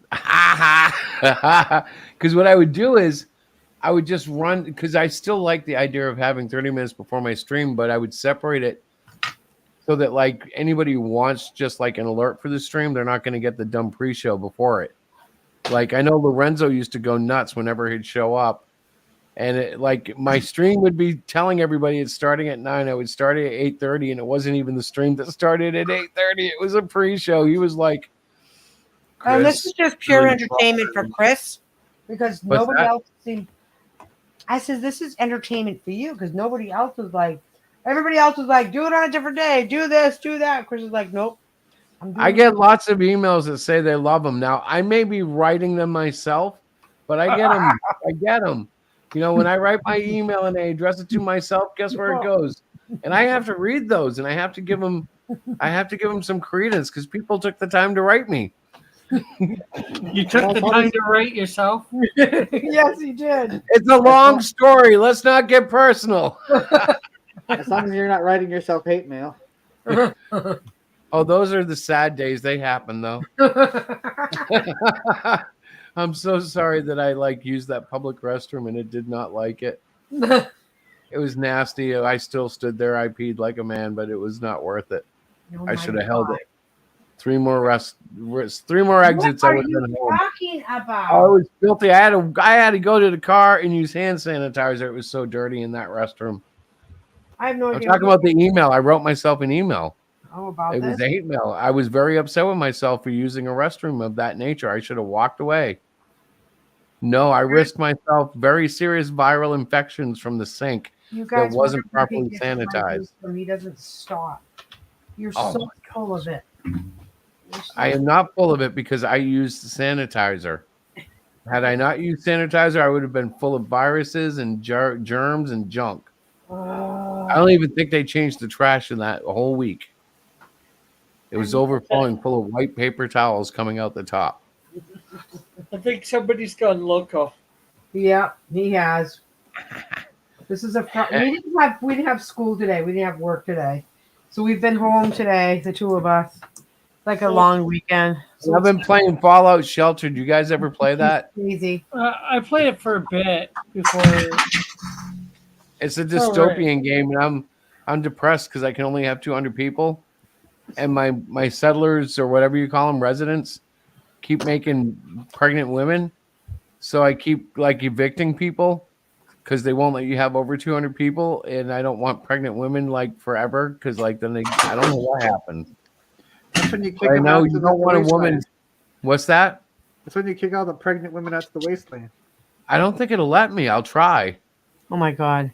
I've been kicking out the level 1 babies that were just born. So to have new babies, I kick out the new kids. Well, I've been playing Wolfenstein too, so I've been killing. I'm real- not laughing, real by the Nazis. way. So It's a hard game, Diana, and so is Wolfenstein. We have to make moral decisions to save the world. can I throw the level 1 babies at Nazis? Well, No. sometimes you have to use what you have to use in war. That's what I've heard, at least. I don't necessarily agree with that, though. I don't actually like war. But in video games, sometimes you have to use what you have to use. Video games are not real. Much. Not much. Like, why would you want to play a game that you have to eliminate people? I don't even get that. Well, but Sure, if you know they're not real people, it can be a whole different experience. Oh, it's still there's Plus, it's like I don't know. It's like being like the main character of an action movie. no, I don't like all that kind of stuff. I don't Plus, play. sometimes it's just fun to kill things. We're men. We Yeah. don't hunt dinosaurs and bears anymore. We go to Walmart and fight for the best steak in the rack. It's hard It's to bring not- those stakes down. How are we supposed to get out our hunting instincts if we don't have a good GTA to play? We're men, manly men. We're men in tights. Yes. You know, people think cod is a fish, but it's Hey. actually a state of mind. Chris. Yeah. What if Cod was one of us? Just a cod like one of us? Just a stranger on the bus trying to find his way home. Except for the Pope may be in Rome. I wish I remembered more lyrics. Rick, you're falling too far asleep because you should have been in on that one. Oh, he don't know that one. I know of it, but He should know it. I But think they banned it in Canada. yeah, eh? Hey, You can't play that here, eh? I just didn't want to get all caught up in it. What was that? You guys are so bad. What was that comic strip where there was a restaurant? I think it was like I don't know which comic strip it was, but there's a restaurant called Coddle Almighty, and you got a free atlas. He goes, What? free atlas, Coddle Almighty, free atlas. oh no, I don't think I've seen that one. It's hilarious. It's not SpongeBob, is it? No, it's a comic SpongeBob strip. was evil, you know. Yes. SpongeBob is why we have riots today because it made all the people stupid. Oh my god. I Stop it. agree. It actually decreases the intelligence level of anybody who He watches was it. a cute little sponge guy that lived at the bottom of the sea. Stop. Scientific scientists did a scientific study and it proved that scientifically SpongeBob decreases IQ Oh yeah. by the science. Eh, I just call them a Ren and Stimpy ripoff. Yeah, but Ren and Stimpy at least had a moral purpose. Was it? They had a moral purpose. I'm not saying it was good morals. I'm just saying they had a moral purpose. They were just crazy. SpongeBob- No, They're just crazy Yes. cartoons. yes. They may have had a moral purpose, but SpongeBob had a porpoise. Yeah. No, the moral purpose though was more or less. According to the documentary I watched about the creators, because one of them turned out to be like what they call a womanizer for a groomer or something with little teenage girls or something. But long story Who's that? short, I forget his name, but he was one of the two guys that did the Ren and Stimpy originals. But they were trying to push the envelope, and a lot of the stuff we saw came about because they were getting it around censors. And like they were just brilliant. Like the censors would have a rule and they'd find a way to do whatever they wanted to do anyways. And they would like negotiate stuff down on certain things while the censors would miss whole other things. Like they were able to get away with so much. But one of the creators was accused of dating like a girl when she was 16 or 17, and when they were like 25, they got married, or she was 20, and they added the years up, and it was weird. I don't know. And I'm glad I don't remember his name because I don't want to get the answer wrong. I know it's John Christopher Lucy. The question is, was it ever proven? I don't think so. It was allegations, like, and in America, if something's an allegation, well, you're cursed for life. Yeah. Unfortunately. But the thing is, dating is one thing. It's if they're doing more than dating. No, it's define dating. If I'm a friend, okay, so I'm not justifying it. I don't know the details, but if I'm just literally going to a movie with a 16-year-old girl and I'm 25, say, and literally all I'm doing is going to the movie, no kiss goodnight, no holding hands, we're just hanging out. If I hang out with her for 2 years, there's a courtship there. But if we haven't done anything, what harm has he really done? Like what's really happening there? Isn't that what we want? A good courtship without any sex, without, if it's truly not a front for, we're banging on Saturday nights, then that could be a quite acceptable courtship. Because then it's up to the parents, 18, 27, the years. Okay. Well, no, that's not up to the parents. Then it's adults. For me, that would be too much, though. I might have a rule, like I'm married, so it doesn't matter, but God forbid I'm ever single.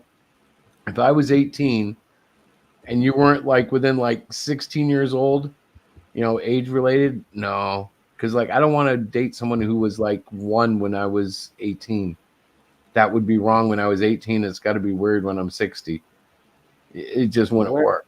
Where is this conversation going? I have no idea, man. It's going to. I was having a sneezing and coughing fit, and I'm over here yelling at you, going, "What is he talking about?" Okay, wait a minute. I gotta check the time. Guys, we're like counting down. And I'm saying that like 13 minutes to go. So yeah, I'm just saying certain age distances don't make sense. No, at this point in time, the Great Cyclopian 6 is coming to an end. We have 13 minutes to go. Currently, we have 26 backers. That does not break down whether they're physical, PDFs, or just a direct contribution. I can tell you. I can tell you what they are, but I was just wrapping it up and changing. We have 7. We have 7 online backers. Mm-hmm. So we actually would have 19 physical backers right now. Mm-hmm. So we would need to pop out 31 backers to hit it. Oh. In 13 minutes. What's scary is on the internet it could happen, but we don't have the viewership right now or the share, distance. So I will call this election. I'm calling the election for 26 backers.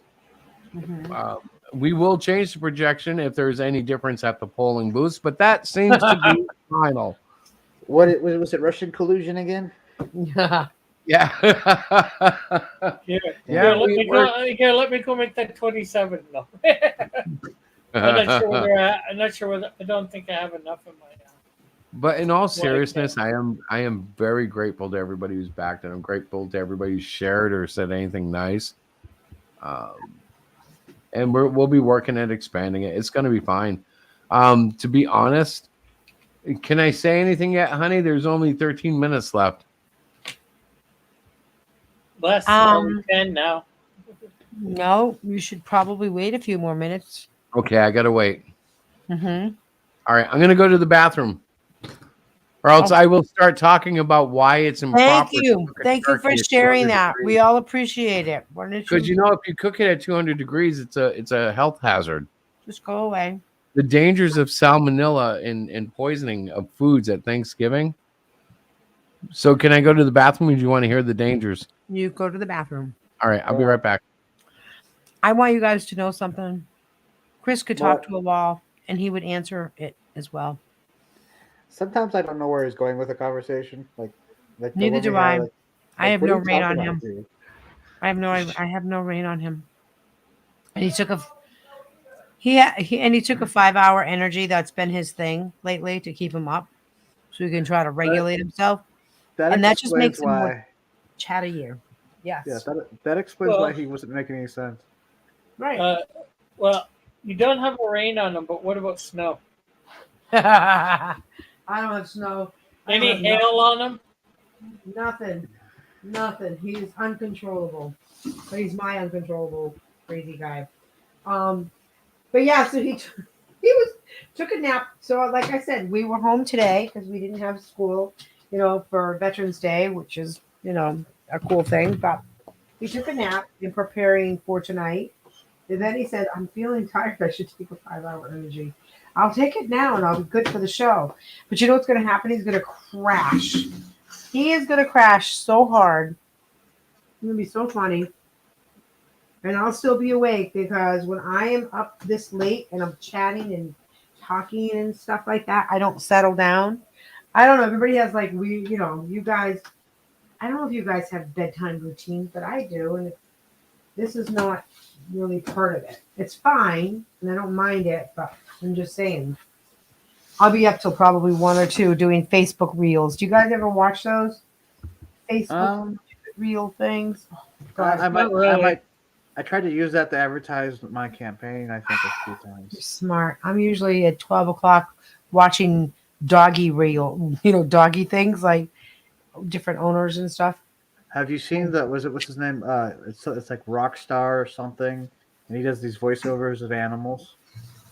It's pretty funny. I've seen, I don't know his name, but I've seen a guy that will imitate like the different kinds of dogs. Okay, so this is a Chihuahua, and he'll go out and he'll act like a Chihuahua. It's the funniest thing ever. He's actually really good, and so I've seen that, but I haven't seen somebody called Rockstar. Let me see if I can find one. Hold on. And you guys were criticizing my conversation. Yeah, I'm still criticizing your conversation. I come back and she's talking about a guy that's pretending to be a Chihuahua. What the heck? Hi, how is everybody? Yes, see, she was talking about you. Hey, she's not supposed to give that secret away. Listen, Little Miss Tiny. We do have a Chihuahua that I will get on all fours with and play. You do too, don't you? Yeah, what I do with her is I slide my hand on the floor, and literally we don't want to know what you do with her. No, she'll chase it around like it was a toy, my hand, and she won't bite me, but she'll and she'll chase it around in circles. She's a very vocal little girl. She's a blessing. She really is. She's so cute. She's so cute. No, so Tim and I were talking. I said, we were talking about bedtime routines. Yes, you left me in charge of the conversation. And that's where I went because I'm going to crawl. Your bedtime? Wait, whoa. Right. Your bedtime thing involves men pretending to be Chihuahuas? Oh, geez. Your bedtime rituals? Share screen. Share screen, Chris. Jim wants to share. Wait a minute. I don't know where. Hang on. I can't. I got to. Hang on.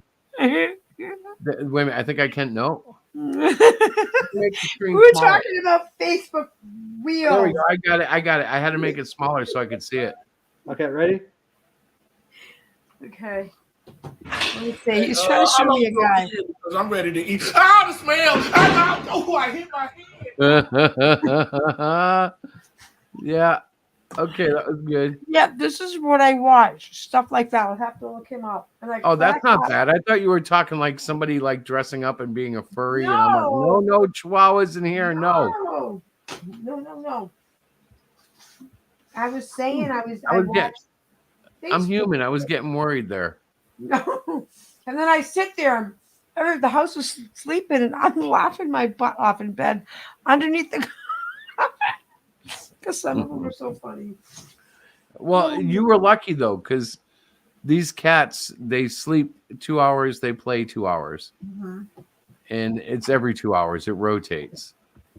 So like if I fall asleep on the couch at 8, I'll be up at 10, I'll be up at 12, 2, 4. Yes, it goes 2. And they're bad, and Chewy has learned it. Like, so it's not uncommon for a cat to jump on you literally and come up and like purr in your face. Chewy has taken to that now. I laid down for a nap on the couch today at like 2 p.m. and like, or maybe at 1 p.m. And like by 2:10, she was standing on my chest from my side, licking my face like a cat. And I was like, oh God, she's bought into it, hook, line, and sinker. Mm-hmm. She thinks she's just a big cat now. Yep. She has found her soulmates of friendship. The 3 kittens have convinced her she can jump on the table too. Yeah. And yes, you can chew a pen. We do it all the time. It doesn't hurt us because they can't hurt it. Chewy snaps it. Oh, jeez. And it's not soft plastic. This pen that's broken, these edges are hard still. Like they're flexible a little because it's been broken. But it's hard plastic. Pen. It's an Apple pen she chomped. Well, it's $120, $130 of plastic. It's junk. Well, that's like she ate my Switch. Switch. It's not cheap junk. My little Switch. She ate that, remember? Oh, gosh. I put that on display to show kids different video games. And they all wanted to see the Switch Lite because it looks so cool. And I let them all see it. They all thought, oh, maybe I can walk away with this. And once they touched it and once they felt the bite marks in it, they were like, ooh, yeah, nothing works. I had to start a whole new island off of that. Yep.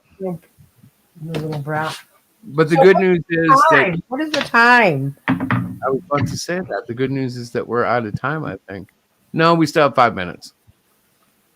Well, let's check the page. 4 minutes and copy. 4 minutes and going.